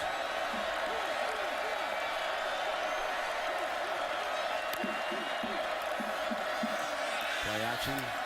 Quick strike to the outside for about 7 yards, and they put it in Corey Brown's. And now a penalty flag that's going to be tacked on. That was Van Hoos who threw him down. Yeah, that's a good call. He body slammed Philly Brown after the whistle was blown, and a couple officials standing right there. Personal foul. Defense, number 23. You made a point at the end of the first half. Pat Fitzgerald was pretty fired up about that call. About when you're an underdog at home, you got to win the turnover battle, and you got to be able to avoid mistakes. Van Hoos comes up, keeps him short of the first down, and it's right there. After the whistle was blown, they called for progress right in front of the official, an easy call. First down and goal from the 7-yard line for the Buckeyes. Miller, fumble, Northwestern, loose ball, penalty. Northwestern finally recovered it, but there is a penalty flag down, so hang on.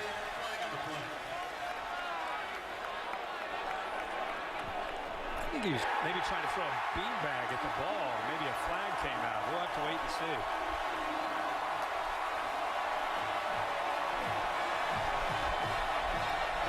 That's the third turnover of the game if it stands. Holding. Offense, number 71. Penalties decline. Northwestern ball. So it'll be Wildcat football. A huge turnover here. Braxton Miller fighting for yards, and Northwestern again. I think it was Damian Proby, the middle linebacker, who was being blocked but just got a hand up towards Braxton Miller, and it looked like he knocked the ball free. Look at 46 right there being blocked by Lindsley, being held by Lindsley. That's where the hold call was, but he got his right hand on the football. It's the second time that Braxton Miller's put the ball on the ground. King Coulter in as the Northwestern quarterback.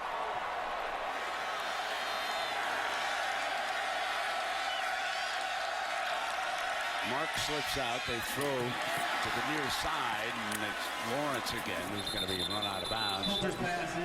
About the 10-yard line, I believe. Just a thought, you know, Braxton Miller showed last week he's the leader. This is his team. But with the offense struggling, you wonder if Urban Meyer might consider thinking about trying to spark this team with Kenny Guyton. It's something we'll have to look at later when Ohio State gets back on offense. He's grabbing a football. Second down and 6. Option look. Pitch. Mark knocked out of bounds short of that first down marker, which will bring up a third down. C.J. Barnett pushed the running back out. Well, this combination of Kane Coulter with Venrick Mark running the football, they've used so many different weapons at wide receiver. It's a big third down after that turnover here.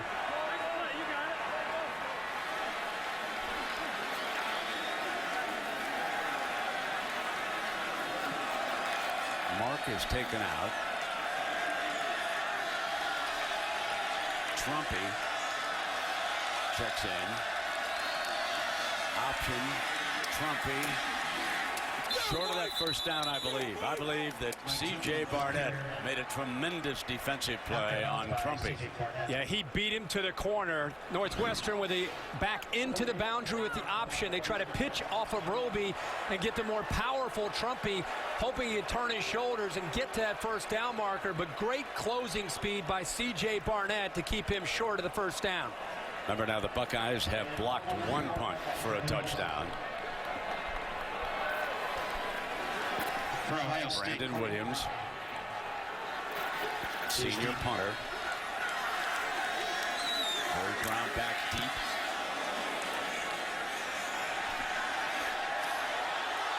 Did he touch it? There's a penalty flag.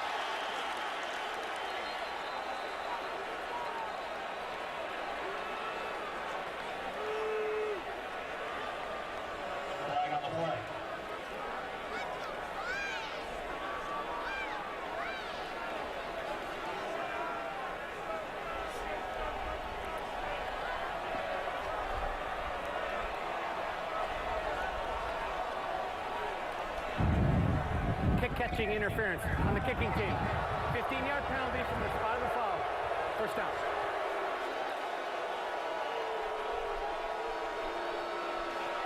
So a big penalty against the Wildcats.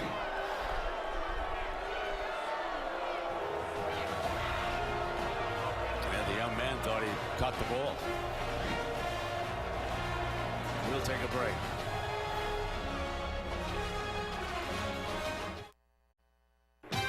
Saturday Night Football presented by Windows. Brought to you by Pacific Life. For insurance, annuities, and investments, choose Pacific Life, the power to help you succeed. The all-new Buick Encore. The next big thing in luxury is small. And AT&T. Rethink possible. Northwestern's Medill School of Journalism, one of the finest in the country. A list of distinguished alumni include ESPN personalities Michael Wilbon, Adam Schefter, Mike Greenberg, who was there speaking to the youngsters. And I'm sure that the youngsters appreciated Mike coming up and giving him some of his time. First down and 10 now. Braxton Miller does stay in the game. Kenny Guyton has not come in as the Buckeye quarterback. Keeps it. About an 11-yard gain and a first down for the Buckeyes. Iraguzzo finally tackles the quarterback. That time he did a great job of reading the defensive end, collapsing down. Remember, he misread that earlier. This time, a good job. And when you get him out there against a defensive back with room to work, he can make a lot of people miss. But good read and much better execution by Braxton Miller.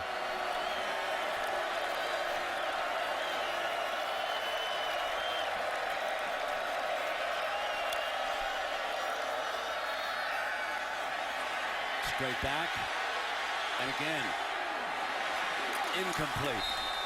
And a penalty flag is thrown on the ball. Where was Braxton when he threw it, Herbie? Did you notice?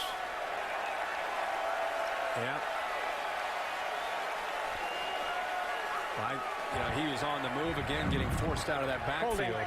Offense, number 79. 10-yard penalty. The pressure that Replay time. Marcus Hall on a bull rush just held on to the Northwestern defender and pulled him with him to the ground.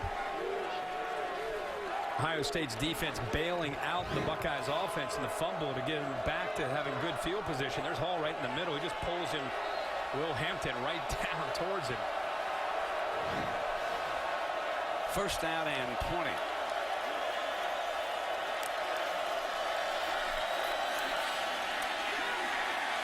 Hyde, the ball carrier,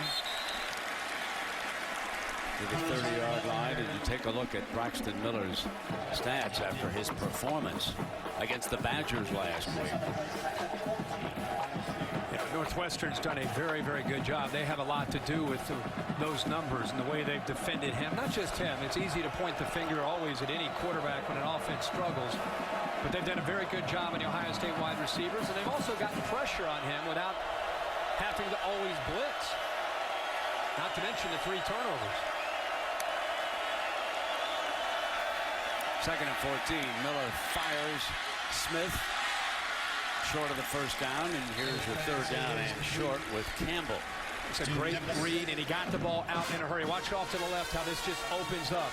Two defenders. It's a mistake there by Northwestern's defense, and Braxton Miller with a quick read, able to get the ball to Smith in a hurry. Hyde picks up the first and more. Spins close to the 5-yard line.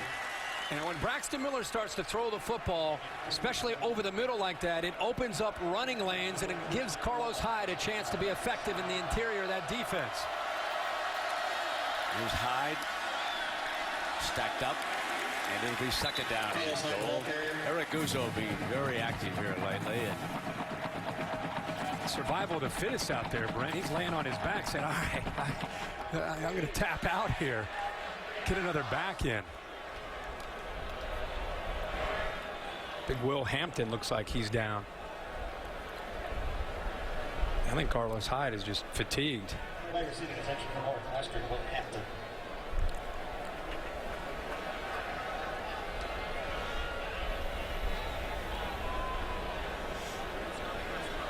Let's check in with Chris Cotter for an update. Chris? Brent, it's time for the Dr. Pepper 10 conference update. Let's venture into the Big 12. Brennan Clay here finally putting the stamp on Oklahoma's win over TCU. 20-17 the final. Sooners now 5-0 overall, 2-0 in conference play. Back to Evanston. All right, Chris, and it's good to see Hampton up and walking off the field. Yeah, he's played well tonight, along with Chance Carter and C.J. Robbins. That entire defensive line has gotten pressure and done a good job of containing Miller.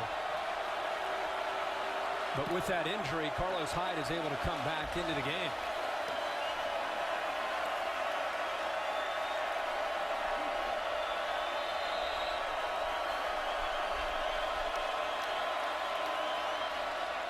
And headed for the end zone. Touchdown, Ohio State. Their first offensive touchdown of the night. The other one in the first half was a blocked punt. And give the Ohio State defense an assist for this touchdown. Ohio State fumbled deep in Northwestern territory in the red zone, and they got the ball on a 3-and-out after the penalty by Northwestern. Great field position, and the Buckeyes are able to capitalize on a very short 36-yard drive and a touchdown.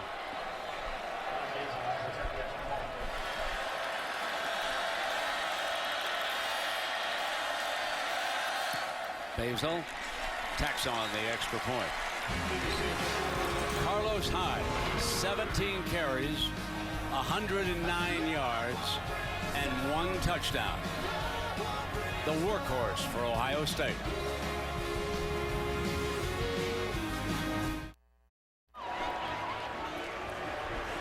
The college football buses here. Part of Tailgate Week, fired up by Kingsford Charcoal. Herbie, I know you want to join me in sending our best to one of our associate producers, Rich Camella, who's been a little bit under the weather here lately. And Rich, we want to see you on the mend and back with us sometime next week. Yeah, Rich, we miss you, buddy. Hope you're feeling better, and look forward to seeing you next week. 23-20. Wildcats lead by a field goal.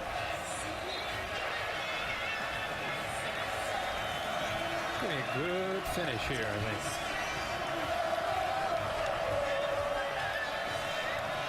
Freshman Harris is back deep.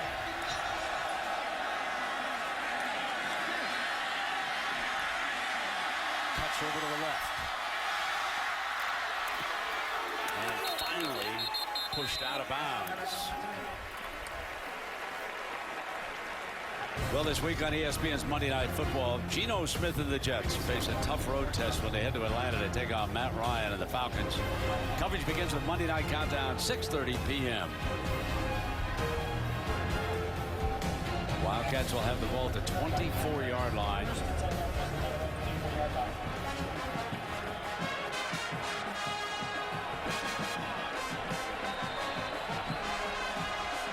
Trevor Siemian, the thrower, and at quarterback. Mark thrown for a loss. The Buckeye defense has come on strong here in the second half. Joey Bosa. And now we've got an injured Wildcat down.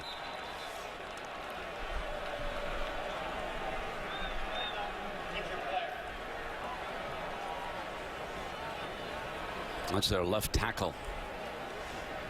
As we take a look at the drive chart, you'll see, Herbie, how much better the defense has played for Ohio State. Yeah, without a doubt. And I think it's really going to come down to whether or not Ohio State can win the battle up front, something that Northwestern, because of the play calling, has been able to handle.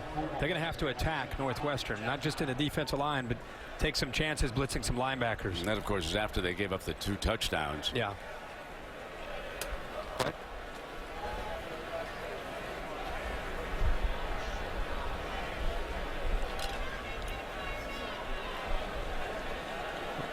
Boza just stood him right up. Boza has a tremendous upside. He's from Fort Lauderdale, Florida. St. Thomas Aquinas, one of the fine high school programs down in that part of Florida. Comes from an athletic family, and Ohio State very proud of him. Is Kanapapka. He's going to be helped up with the training staff. Let us check in with Chris Cutter. Brent, it's time for the AT&T All-American nominee. And how about Georgia's Aaron Murray? Led the Bulldogs back from the brink. Final drive in the final 2 minutes of the game. They ended up winning the game in overtime, and he is now the SEC's all-time leading passer. Text your vote to 34763. Brent? All right, Chris, thank you. And Aaron Jack Kanapaka comes off Shane Mertz, a sophomore, 6'8", 300-pounder. Probably shy on experience, so the Buckeyes will take a big read on him here. It's 2nd down and 11.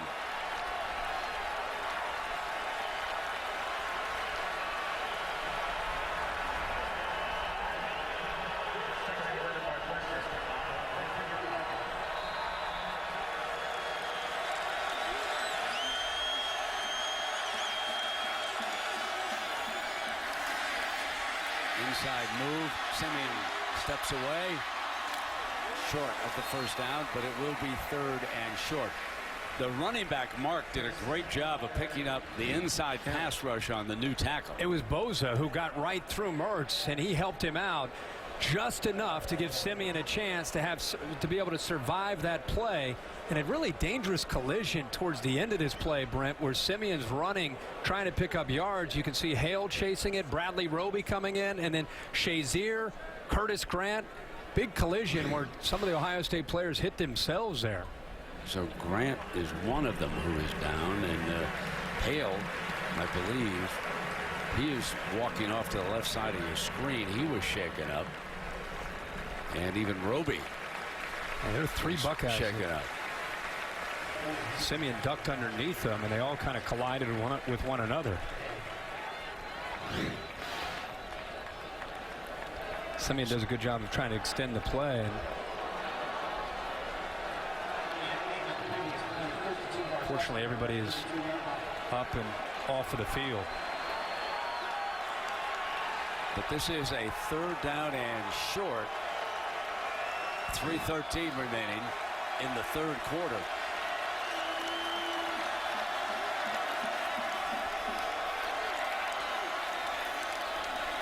Boza coming again. Complete for the 1st down to Lawrence. And Lawrence across midfield. A big-time throw by Trevor Simeon with Boza closing in again. Vitale will go out here, and then you see Lawrence come back into the middle, and Bradley Roby just lost his footing in coverage. But I think just by having Vitale slide to the flat, it caught Ohio State's defense's attention. You could see Grant sliding out there along with Powell. Great read and a good throw that time by Trevor Simeon. Now they are flopping Boza over to the right side after he rushed from the left. He's number 97. And believe me, he has a big-time future in Columbus. Double teamed that time. Complete to the outside. Back to Lawrence at the 31-yard line. And here's a different feel from Kane Coulter to Trevor Simeon. He's on the right hash, throwing all the way over to the left, and he finds Lawrence this time. Look at the soft coverage again from Ohio State. They're not rerouting. They're not challenging the timing of these receivers. Buckeye Shazier was coming. And a diving effort for the catch by Tony Jones. Couldn't come up with it. So it'll be 2nd down and 10. Ohio State, again, giving that soft coverage. And It's a good effort, but definitely incomplete. They brought pressure that time, and typically when you bring pressure, you're going to walk your corners up a little bit, try to challenge the wide receivers. I don't know if they are fearful that these Northwestern wide receivers will go by them, but they're definitely giving them a big cushion, and Northwestern just throwing the ball underneath it. Great timing. 2nd down and 10. Buckeyes coming with a 5-man rush this time on the blitz, and they get to Simeon. Down he goes. Bosa cleans up on the play. But the entire defensive front did a great job this time. It was a stunt here by Spence, but watch this man who's emerging, Michael Bennett again. If he's left alone, he goes right through. A little miscommunication by Park and Jorgensen on the right side, and he's got great quickness there to lower the boom eventually and get that pressure. There's your man Bosa also cleaning it up. 3rd down and 15. Bosa has made a difference with that defensive line here tonight. In trouble. Tries to send the screen off. Incomplete.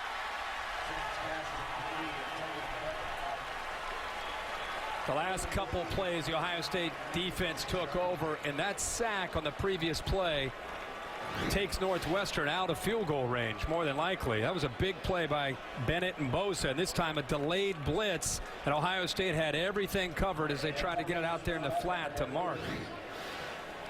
Corey Brown goes back deep for this punt. Brandon Williams, the Northwestern punter. And Northwestern will down it inside the 10-yard line.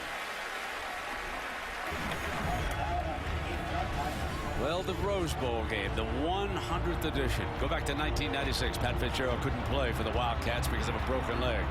Keyshawn Johnson was the key player for John Robinson. Darnell Autry. And in the end, it was the Trojans. Delon Washington sealed that victory. And a reminder that ESPN is the home of the 100th Rose Bowl game presented by Vizio on New Year's Day.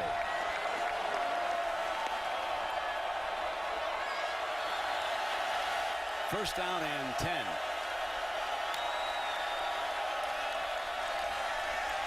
Miller going deep, one-on-one, got it complete. Corey Brown, hold on, incomplete, waving it off. He didn't hang on.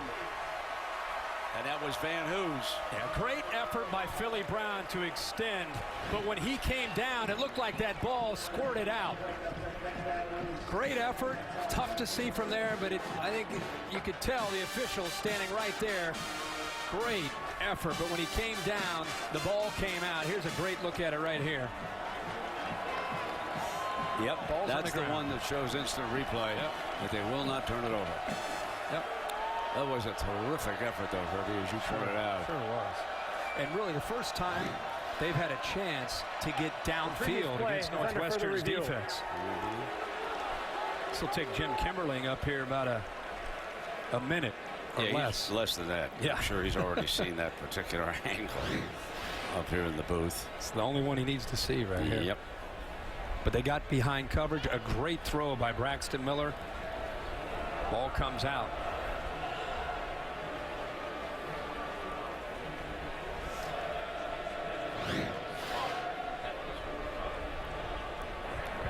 After further review, the ruling on the field is confirmed. Incomplete pass. About 37 seconds there by Jim.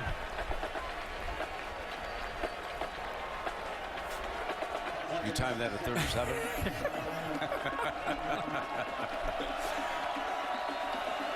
He was my man. He was a great referee. Terrific referee.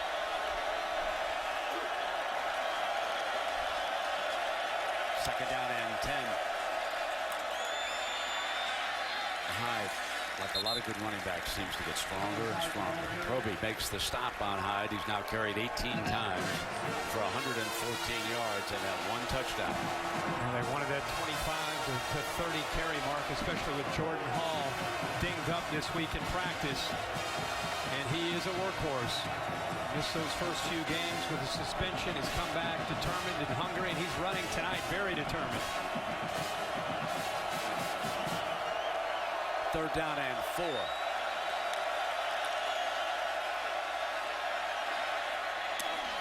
swing to Hyde. First down and out of bounds.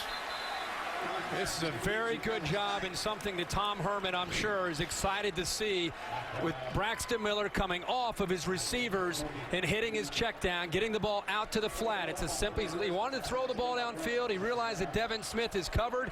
He got it out there in a hurry. And when you get the ball out to Carlos Hyde, it's him and a defensive back that's keeping him from getting a first down. He's going to win that matchup more often than not. Receiving a little attention on the sideline as the final seconds tick away on the third quarter. Northwestern with a field goal lead as we've come to the end of the third quarter in Evanston, Illinois. Back after this message and word from your local ABC station.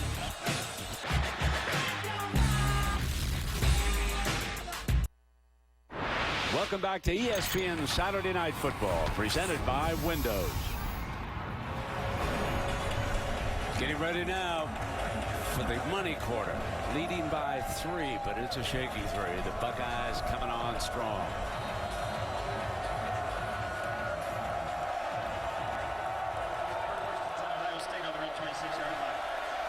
First down and 10. Coming out from their own 26-yard line. Carlos Hyde, the workhorse, plenty of daylight.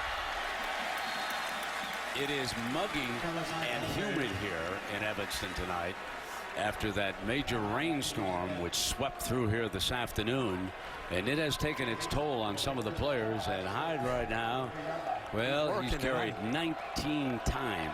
And I think the timing, the end of the quarter, was big for him to catch his breath and get ready for the rest of this drive. But a good block again by the tight end Hireman.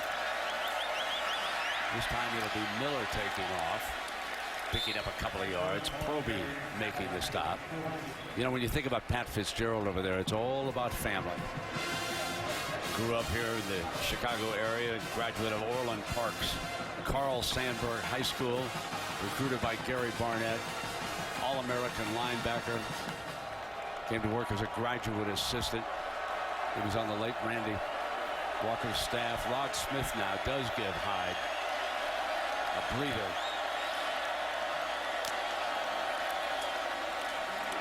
Nothing doing because of a fine defensive play by Dean Lowry, the sophomore from Rockford.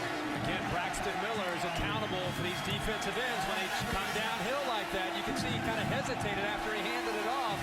When the defensive end on his zone read collapses, you got to make that read. Nobody's there to block him. It's the quarterback's decision to either hold on to the ball or to hand it off. If he takes that running back away, that's a keep. You got to get downfield and run the football. He may have predetermined his read that time.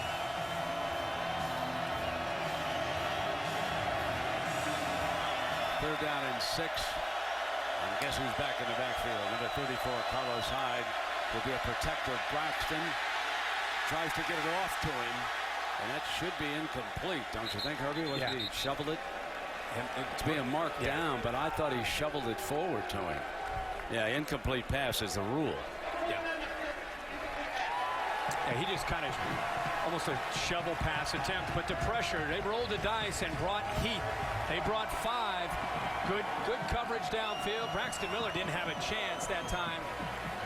Third down. You don't see it very often from Northwestern's defense. They're usually more zone, vanilla, rush for. That time they waited till late in the game on a crucial third down to bring pressure and overwhelm that Ohio State offensive line. Yeah, they will force a punt here. Mark is back deep. Low punt, he gets out of the way of it. They'll roll dead at the 13-yard line. You're watching ESPN Saturday Night Football, presented by Windows on ABC. We'll take a look at our Pacific Life game summary. Braxton Miller has turned it over 3 times here tonight. This, he was hit on the arm as it was released and intercepted. But he also has been stripped of the ball and fumbled twice. Carlos Hyde has been the workhorse for the Buckeyes. Scored their only offensive touchdown.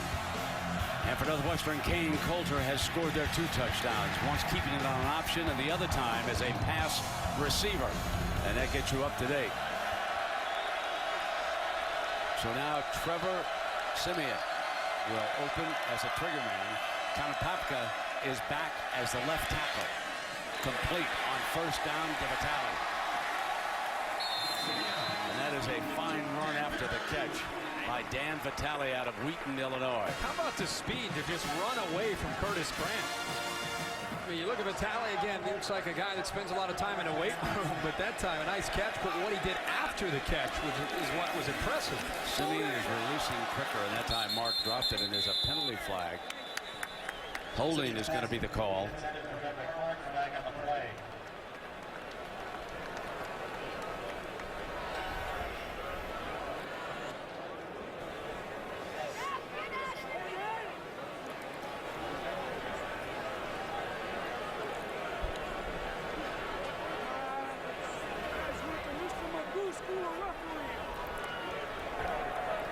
Holding, offense, 10-yard penalty, replay first down.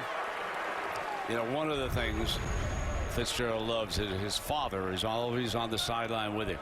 That's right. That's father on the left, hands him the telephone before every game. He was here when he had cables back in the day, and he moved him for Coach Randy Walker around there. So it's a family tradition. And Fitz, of course, with about 70 relatives and close friends here from the south side of Chicago. Intercepted. Picked off by Doran Grant, the junior from Akron, Ohio. Remember, we talked about tightening up coverage, taking away that cushion, trying to challenge these Northwestern wide receivers. It's exactly what Grant does here. And he does a good job of jumping the outcut. Here's a great look at it. He's up tight, he jumps it, does a great job. You've seen Ohio State's defense give up some plays underneath coverage. This time they take that away, and Grant jumps that ball. The ball's thrown a little bit behind the receiver, Lawrence, but it was really the coverage and the vision to locate the football by Doran Grant. Carlos Hyde, who's carried 19 times, is alongside Braxton Miller. Here's his 20th carry as he steps to the outside. Bangs toward a first down.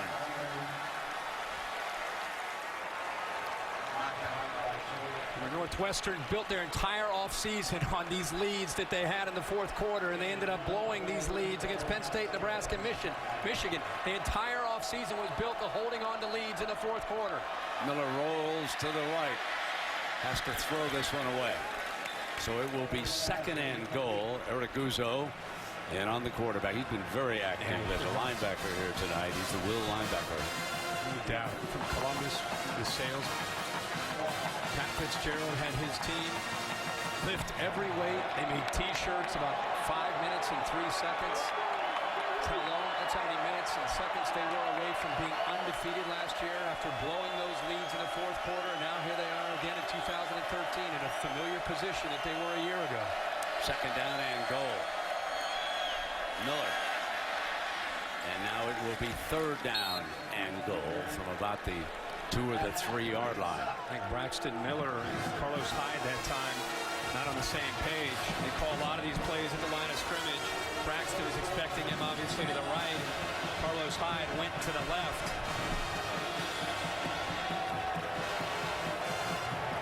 Wonder about that fatigue of Carlos Hyde. It's not just physical fatigue, but the mind also gets challenged in these kind of situations. Here comes Hyde. Did not get it. Fourth down for the Buckeyes. Nice play once again. Araguzzo right in the middle of that. You know he's down a field goal.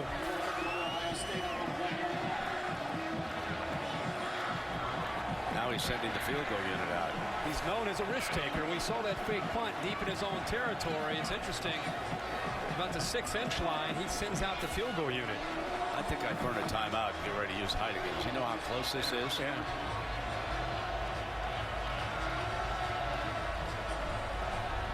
The Ohio State. I think upstairs they told him, Herbie. Yeah. Urban, think about this now. We are inside of the 1-yard line down here. This is a 4th and goal. A field goal ties it. But if we pound a touchdown in right now, you make Northwestern score a touchdown. Ohio State's defense, the last 3 possessions, it's been a punt and then an interception on that last series. So they've made some adjustments and playing much better in this second half. Only 3 points by the Northwestern offense. He's got wide receivers around him right now.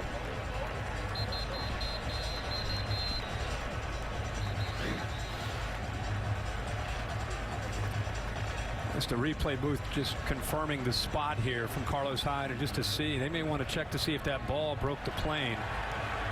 He throws that right arm at the goal line. He may have broken the plane.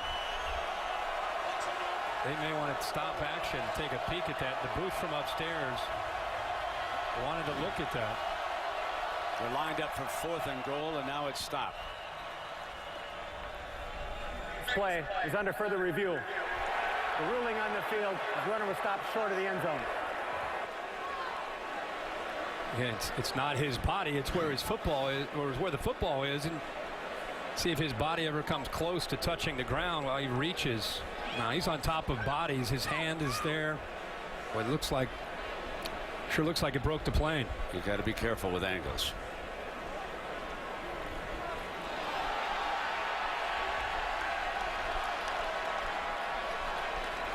Considering he's carried 21 times, we're just talking about how he's been taxed physically and mentally. Pretty good effort there by Carlos Hyde to throw that ball as he's going down at the goal line.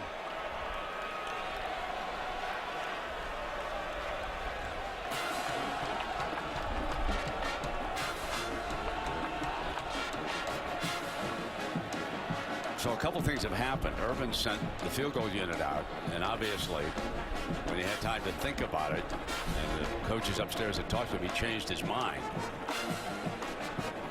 They were lined up, and then instant replay stopped it to take a further look at it.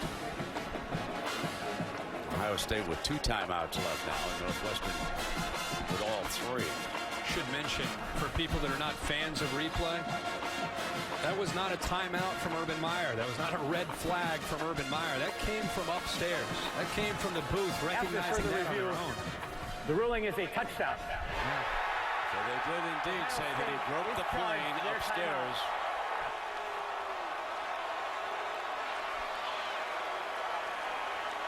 But that college rule where they allegedly look at every play on their own.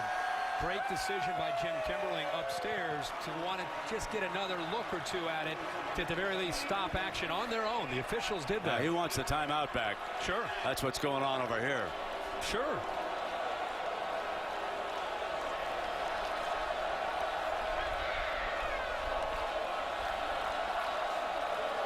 Here's Basil.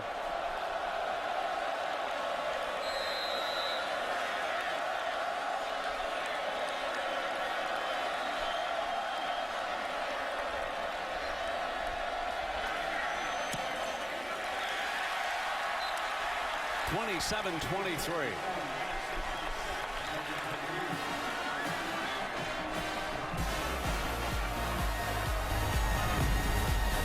The Northwestern turnover, their first of the night, led to the Buckeye television touchdown that put them up 27-23 as Hyde is able to extend it and break the plane.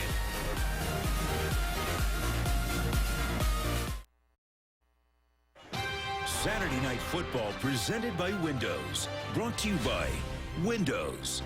Allstate Insurance, proud supporters of college football. Are you in good hands? And Tostitos, where there's Tostitos, there's a party. This is how you tailgate in Chicago. This is how you do it, buddy. That was before the rain, my friend, where they were sent scrambling, and it was brought all over that parking lot. When you look at that, you're either in Wisconsin or Chicago, right? You gotta be, my friends. Well, Urban Meyer was going crazy talking while we were away about trying to get a timeout back. I mean, He may want to cover a kickoff here. Sent that field goal unit out, called a timeout, and during that time is when the booth upstairs recognized it. Urban didn't call the timeout to have them look at that. Fielded at the 5 by Harris. And this time, he is swarmed over. Well, NASCAR's best continue their drive for the championship. Points leader Matt Kenseth looks to hold off Jimmy Johnson and Kyle Busch. NASCAR Sprint Cup Series, that's coming up in Kansas tomorrow, 1 p.m. Eastern on ESPN.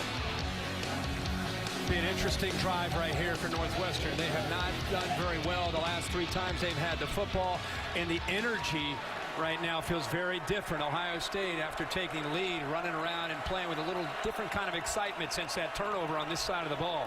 Both quarterbacks, Coulter a receiver, Simeon the trigger man. Bucks rush 4. Complete again to Lawrence, and Lawrence has had a big-time night here. Caught 7 passes, and a reminder to stay tuned after the game, except on the West Coast, for the late local news over most of these ABC stations. And be sure to turn to ESPN 2 for SportsCenter for the highlights of the day in sports. Simeon stays in as the trigger man.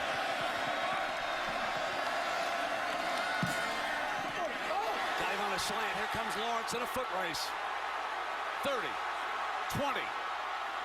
Diving save at the touchdown at the 7 by Bradley Roby. Simeon had to put this on a rope to get this between coverage. The corner to the outside is Bradley Roby. He sinks. The safety's right there. And because he threw that football with such velocity, C.J. Barnett didn't take an angle to give him a chance to be able to knock that football away. A great throw by Simeon. 67 yards. Mark comes back on first down, picks up a couple. It'll be second down and goal for the Cats from the 5-yard line. Northwestern has been in this area a lot tonight. They have had to settle for field goals 3 different times. They've been down to the Ohio State 6, the 12, and the 15, and had to settle for 3 different field goals.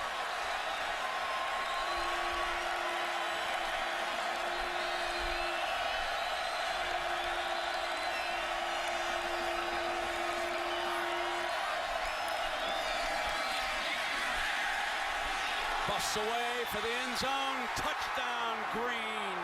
And a flag is thrown.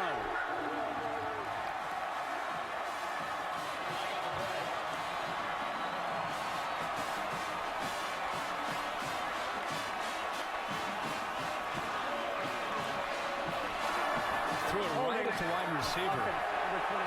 Kyle Prater. Replay second down. Kyle Prater locked up with Bradley Roby.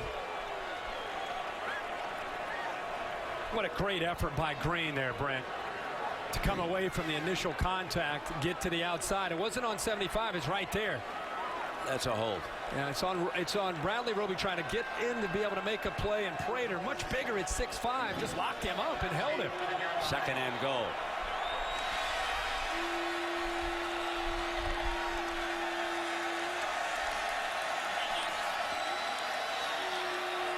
They went to Kane Coulter in this area earlier for a touchdown right in the middle of the field. Under pressure, and it's amazing that he got that much out of it, isn't it? He was surrounded by Buckeyes, and it looked like he was going to go straight down and battle for a couple of yards in there, but the Buckeyes were all over. Yeah, they brought the blitz, but watch Kane Coulter right here. He's one-on-one with Pitt Brown. Moved to the inside. He was open, but Northwestern unable to protect Simeon. If he would have had just another second, Coulter broke free for an easy throw. 9:27 to go. Third down.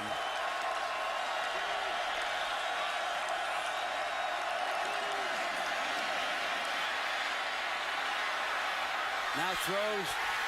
Touchdown. Cameron Dickerson, a sophomore from Englewood, New Jersey, attended Bergen Catholic High School, makes the touchdown catch as Simeon, showing some good work in the pocket, again in trouble. Surprises you with his athletic ability in the same way that Kane Coulter surprises you with his ability to throw the football. Good job of knowing where the line of scrimmage was and getting the ball out. But Durant Grant just lost the receiver, Dickerson, in coverage. But Zane adds the extra point. Off to the right here. Watch the coverage, and I think the defensive back, Grant, starts to see the quarterback scramble. He didn't have great eye discipline. He got caught watching the quarterback, and he lost his man. Dickerson, to his credit, recognized that, got away from Grant, and an easy throw and an easy touchdown for the Cats. Pat Fitzgerald, a Chicagoan through and through.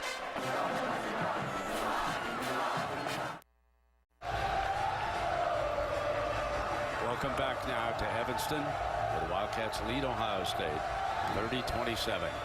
We'll go back to that touchdown, and again, the defensive back at the top of the screen is Durant Grant, who had the big interception. You'll see him as the quarterback starts to scramble. Watch his eyes as Simeon starts to take off. He'll peek once, and by the time he looks back, Dickerson is already away from him. And how about the job by Simeon stepping into the pocket? Very comfortable in that role to keep that play alive. 9-10. But Zane with a strong leg.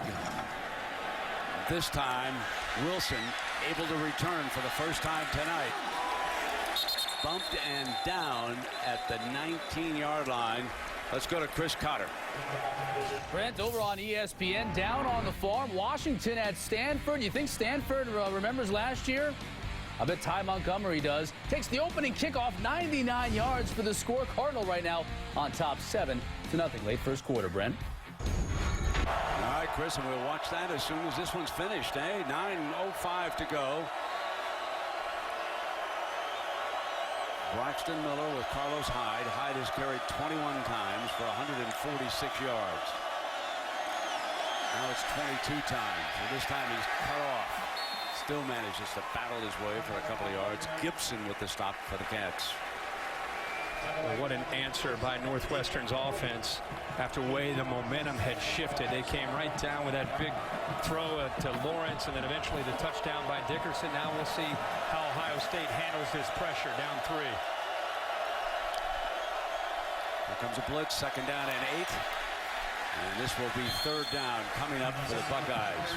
Yeah, Northwestern, because of the big bodies from Ohio State, they've got to take some chances there to stop Carlos Hyde and bring some of that pressure. Even though it's a little bit out of their character, calling at the right time there, anticipating the run from Hyde, and now they set up a big third down here.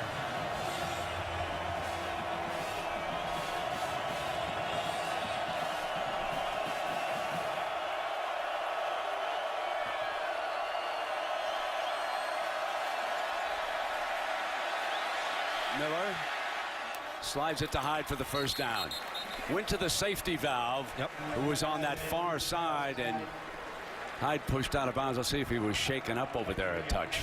It's the second time here in the second half that Braxton Miller's been challenged to see if he can show patience in the pocket. He came off his receivers, 8 defenders in coverage, and he checked it down, and that's all he has to do. He doesn't have to feel like he has to do everything.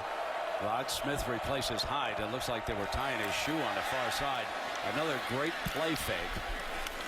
And a 9-yard gain. Corey Brown, Philly Brown with that reception. Ellis with the stop over there.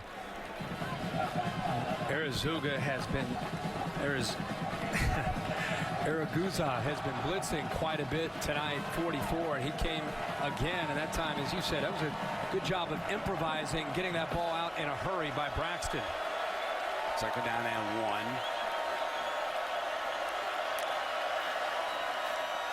Coming from the other side. Braxton shakes away. He'll pick up. No, he didn't go for it. He's going to throw, and why not? Open was Corey Brown. Brown on that far side before he's banged out of bounds. Braxton Miller could have walked for the first down, but he saw Brown wide open and took the bigger gain. Boy, what a great effort here. Talk about patience. You're right. There's the first down late in the game. He doesn't come close to crossing that line. Great job of feeling that and then throwing it downfield. Philly Brown broke late there, but good recognition. 38-yard gain to Philly Brown. Braxton Miller has the Buckeyes threatening again here at the 22-yard line. Hyde is hit in the backfield. No, he kept it again.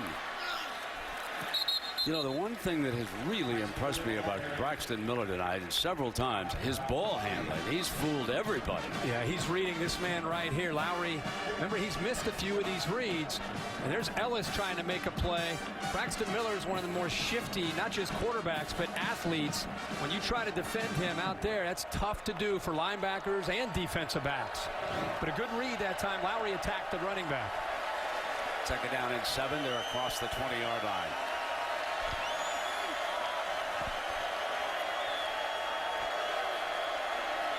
The yards have been tough in the red zone for the Buckeyes tonight.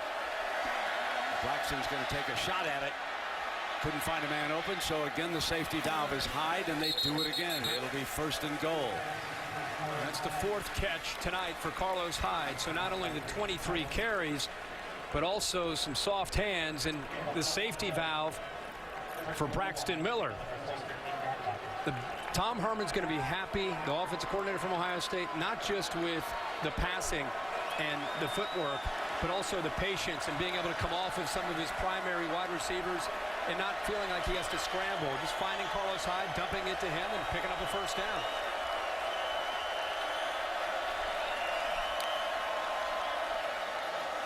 Here's Hyde. Hold. Touchdown, Buckeyes.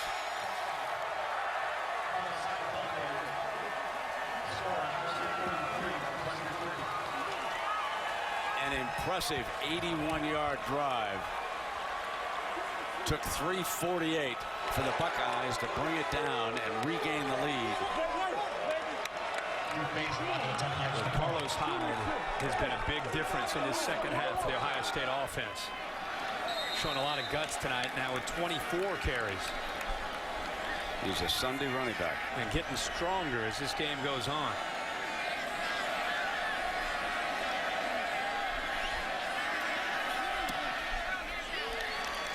Basil tacks on the extra point. Carlos Hyde, 3 rushing touchdowns all this half. 24 carries, 159 yards, and the Bucks lead it by 4.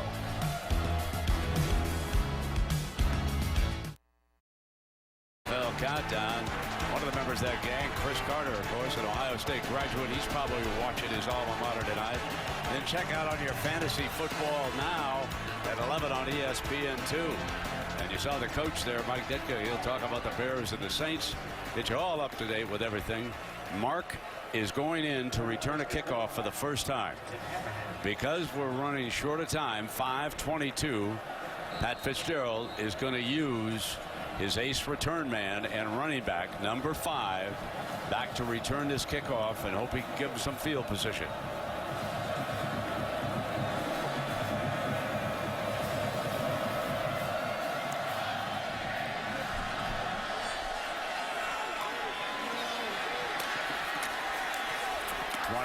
Down that far sideline, breaks the daylight. A terrific return out to the 41-yard line. You hold your breath every time he gets his hands on the football. We all were anticipating if he gets a chance, they give him just a little bit of a crease, and now he gets into the open field, and he's got a chance to make a lot of people miss. That's a big return here to set up this drive. Good initial blocking up front just to give him enough room to start to work, and then he does the rest. First down and 10 for the Cats. 5:14 remaining. They're down by 4 after that 38-yard kickoff return. Of course, they will start at the 41-yard line. Kane Coulter back in as the quarterback.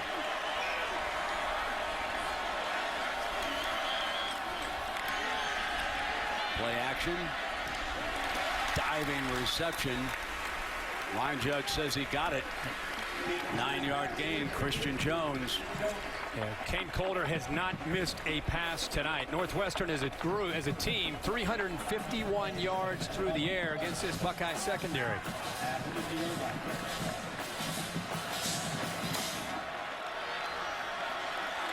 Second and 1. They run for the first down.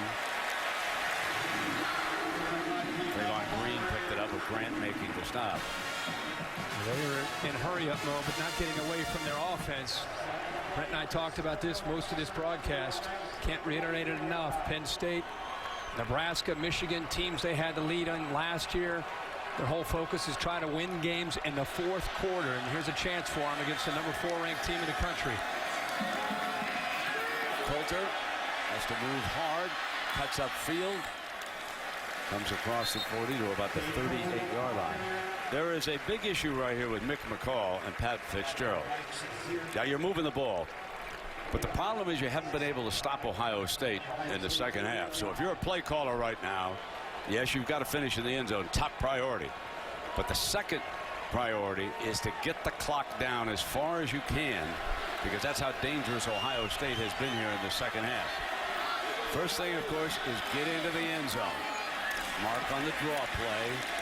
And the Buckeyes stopping after about a 1-yard gain. That was Joel Hale making the stop. Ohio State has tried to tighten up coverage on the outside. Part of the reason they've given up so many yards through the air is they've allowed the quarterbacks to throw with their receivers, and the timing has been outstanding. Ohio State not rerouting and challenging them off the line. Here on 3rd down and short, they'll really come up tight on the line of scrimmage. Obviously, it's 4-down situation right now as that clock comes down toward 3:15.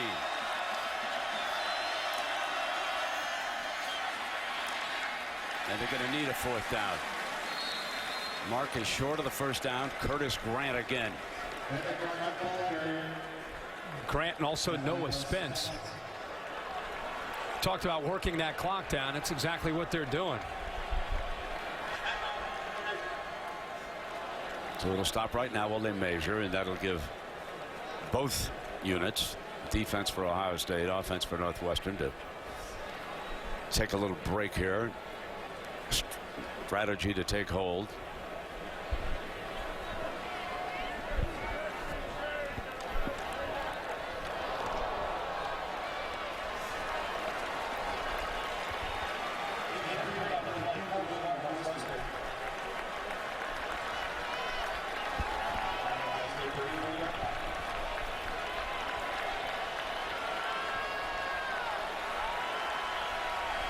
This is where you have Kane Coulter at quarterback and Venrick Mark in the backfield.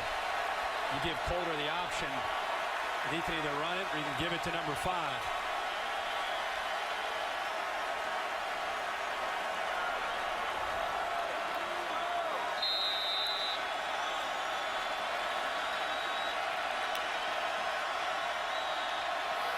He moved up under center. He bobbles his snap, picked it up, stepped over to the right, but did he get it? Did he get it?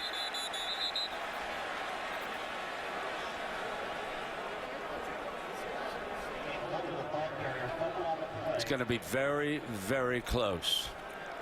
He moved up quickly to move behind the middle of the line, fumbled the ball, then picked it up and kind of stepped over to the right. Pretty good effort just to be able to pick the ball up. Timeout for measurement. Yeah, they're short. Looks like they're short. You know, they've been having so much success with Coulter with the direct snap from the pistol.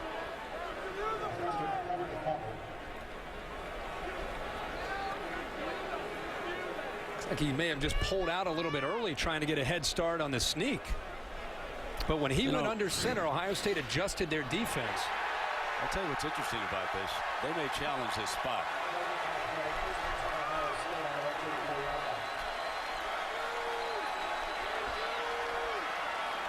Ruling on the field is he did not get it.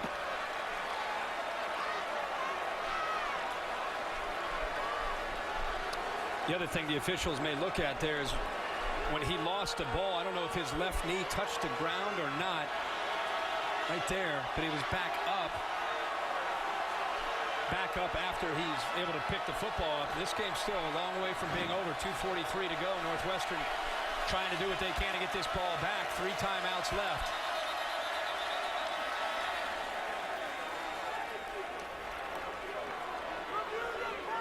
And Pat Fitzgerald is going to call a timeout here, and he might just be asking them to just check the spot. No question. Yeah. You challenged that spot after that last replay we looked The at. Northwestern coach is challenging the spot on the previous play.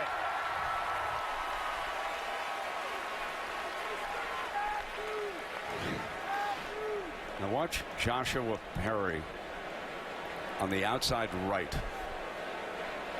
Watch him come down the line, trying to strip the football. There's a blitz by Shazier. He timed it up very, very well, but I don't know how you spot the ball so far from the video we've seen.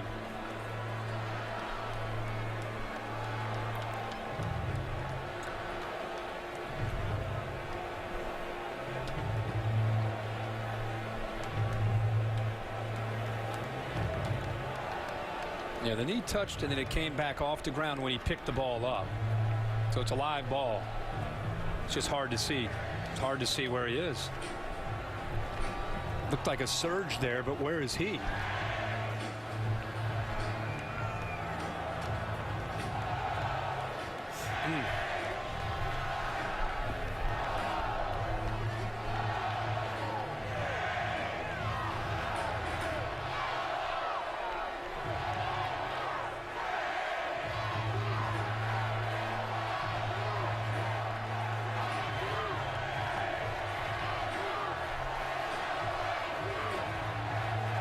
Shazier just blew that up in the middle.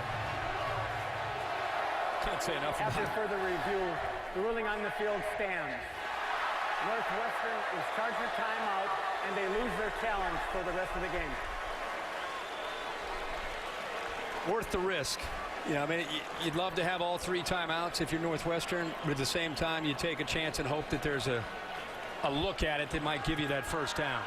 Mike Vrabel played a long time in the National Football League after leaving Ohio State.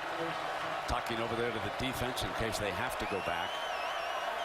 The offense will attempt to run this clock out here and take a 4-point victory home to Columbus.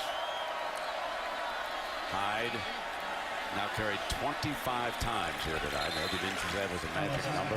Yeah, that's what the goal was, 25 to 30 touches. And he has really come alive here in this second half. The 3 touchdowns that you talked about seems to have just gotten stronger despite this heat and humidity here tonight. There's the effort to get that second touchdown, and then he gets to the corner. Interesting story about Carlos Hyde being suspended the first 3 games by Urban Meyer. Instead of pouting about that, he went down to the scout team and ran the scout team offense with a lot of the freshmen against the first team defense and gave them a great look to try to stay in game shape. So when he got back, he'd be ready to play. Second down at 4. Now he's got a first. No. Yes, he does. On that second effort, he spun away from Campbell, the safety. Boy, he took a big hit by Ibrahim Campbell. Have to check himself out there. He's been a warrior here tonight. If you're looking for an MVP, the Buckeyes hold on. You're looking at him. You know, in a week where Ohio State just been looking to see, you know, with Jordan Hall dinged up, they turned to him this week and said, hey, big fella, you're back, and you're going to have to carry the load. Rod Smith will get a few carries, but we need 25 to 30. How about that hit late in the game on your 26th carry? Rod Smith. Rod Smith from Alter. Northwestern, your second. What an effort tonight, and he wants to come right back into the game. 168 yards, Herbie rushing, another 38 yards pass receiving, 3 second half touchdowns. You just can't do anymore than what Carlos Hyde did here. And remember the Wildcats, of course, in the first half sort of taking charge with an early couple of touchdowns, but then the Buckeyes defense started holding the field. They did. They beat Ohio State. You're going to have to score touchdowns. Yeah. And Northwestern had some chances. Ohio State seemed to squeeze them in the red zone and, you know, really made some adjustments, putting more pressure on them. And Carlos Hyde's been a big story. Braxton Miller's made some good decisions. Right. You want to explain the tie situation? You want to switch ties now? You actually have. I thought you were going to make me. You have that's an Ohio. That's an official. You told me to wear a purple tie. I got a purple. You pulled out an Ohio official Steve Schnapp Ohio State tie. And it did come from the Schnapp. My dear friend. Absolutely. sent me that time. I'll take that one home. No, I thought you were going to make me wear this tie for the rest of the season. You win the game. Coming up after the game, stay tuned for the Ford wrap-up with Chris Cotter. But you do look good in purple. Has nothing to do.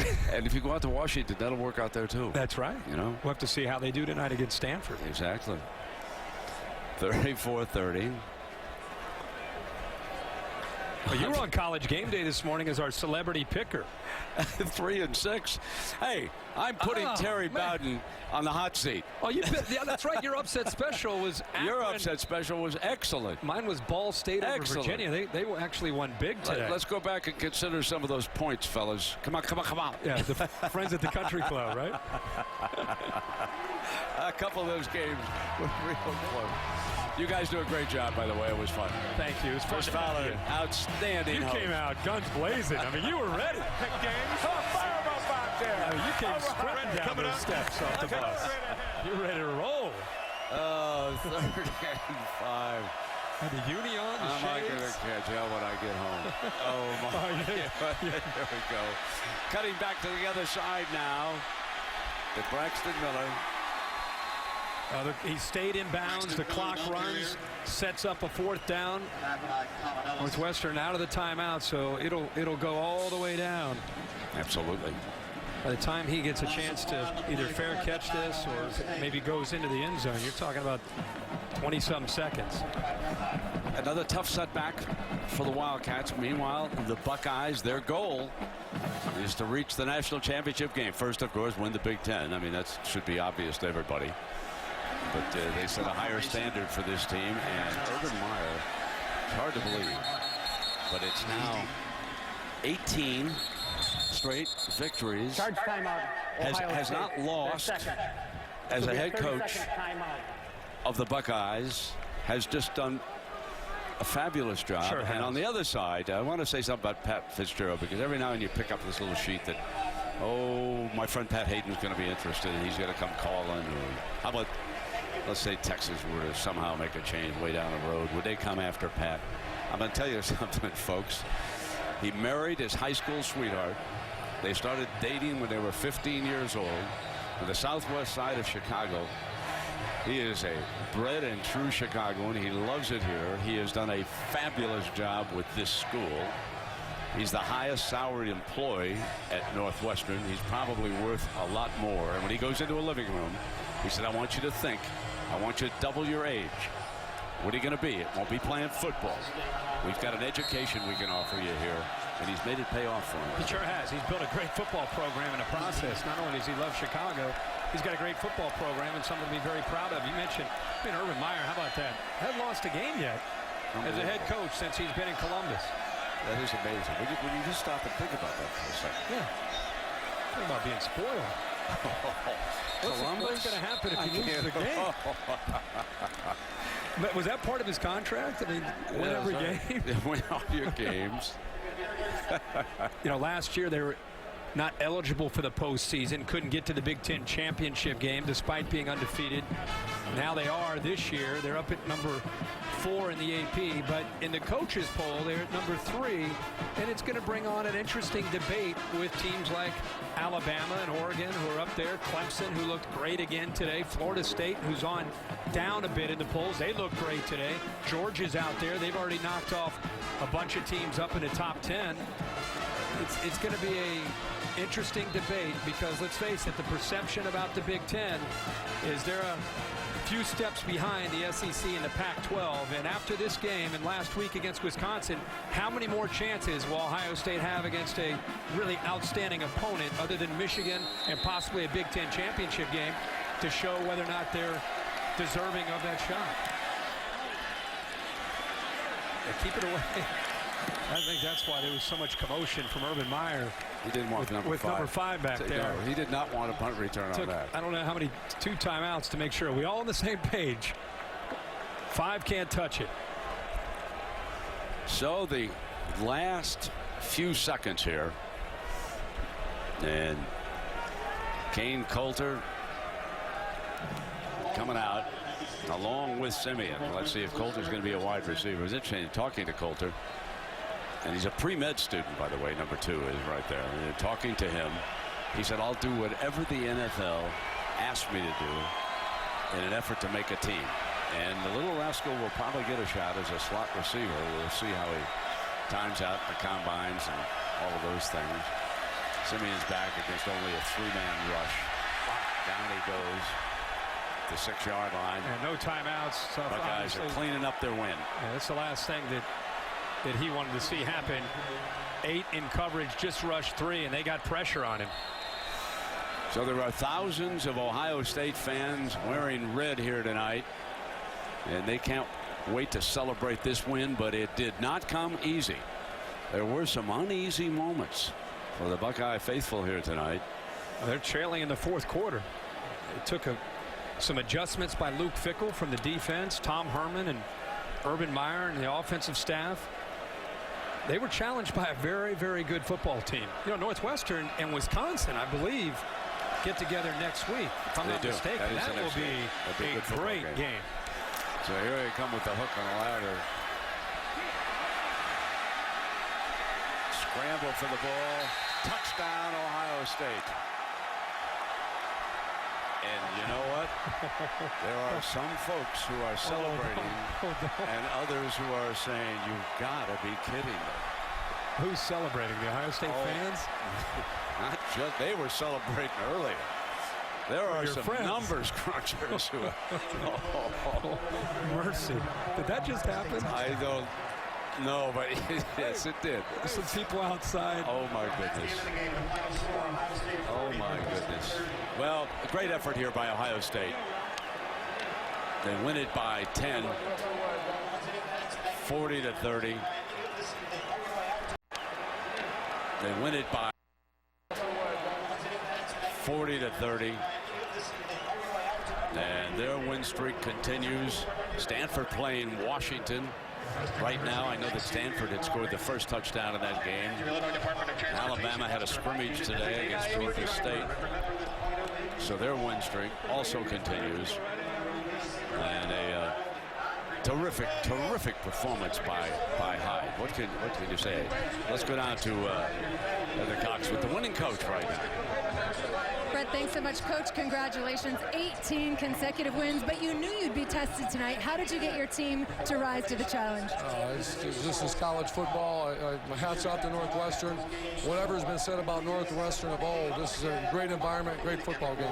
And it came on a night when your first offensive touchdown didn't come until the 3rd quarter. What adjustments did you make to turn things around in the second half? Made some mistakes. We went for a fake punt. They turned the ball over a little bit, but I'm really proud of this football. It was a great game, great game. Super intense, and you said Jordan Hall wouldn't be available and you'd have to ride Carlos Hyde. Right, you did 25 carries, a career high. How important was his performance tonight? This was a Carlos Hyde game, and Braxton Miller, I thought that, he turned the ball over a little bit, but great team win. And Coach, this was the first time that you trailed all season long. How does a win like this and the way that it came help you guys further down the season? It's a street fight. It's one of those it's a 12-rounder that anytime you go 12 rounds with someone and you survive it, it makes you tougher. All right, Urban, enjoy this one. And here's your workhorse, Carlos Hyde. Congratulations on the win. You need to take a breather, get some water. 25 carries, a career high. How did you get it done tonight? My offensive line. I want to give all credit to them and God. And without them too, none of this would be possible today. And I just want to give thanks to them, and all credit goes to them. What kind of pressure did you put on yourself? What was your mental outlook coming in knowing that you guys didn't have Jordan Hall tonight to spell you a little bit? Well, Coach Mara had told me earlier during the day that he's going to ride me. So, when Coach tells me that, I get excited. That means I'm going to get the ball a lot. So, I just told myself it's a big game for you. And, just take advantage of it and just have fun. So, that's exactly what I did tonight. Congratulations, Carlos. Thank you. So, Ohio State's remaining schedule, and Herbie mentioned the fact that how many more great opportunities will they have. They certainly will be favored in Columbus against Iowa, Penn State. They'll be favored at Purdue and Illinois. They'll be favored at home against Indiana. The only question will be at Michigan. And, of course, the Wolverines are going to have to regroup a little bit after that big win over the Fighting Irish. They stumbled a little bit, but that's the schedule. The only ranked team they have left is Michigan at the end of the year. It's going to be interesting to see. Are they going to be in this discussion about the BCS? Who should be 1? Who should be 2? Who should be 3? They've done a lot of work the last 2 weeks. Now they wait, see if they can continue to play good football, win games, and throw their hat in the ring. They got Michigan and possibly a Big Ten championship. Absolutely. They could play Michigan back-to-back weeks because of that. Yeah, they and their fans need to become huge Michigan fans. They need Michigan to win out and make that game a big showdown with a lot of high rankings for both teams. Come on, you can do that. You know, it's okay. You interrupt the thing. It's okay. You can celebrate now. You paid your dues. We got to wait till I'm off the air. Call Ellison and the kids. Then we can celebrate. All right, folks, we hope you enjoyed this one. Buckeyes win it by 10, 40-30. Join us next Saturday at 12 noon Eastern on ABC as Oklahoma will take on Texas. The Red River rivalry at noon next Saturday. Big win for the Buckeyes. Carlos Hyde, 168 yards, 3 touchdowns. Now it's time for the Ford wrap-up. So let's go to Chris Cotter. Take it away, Chris.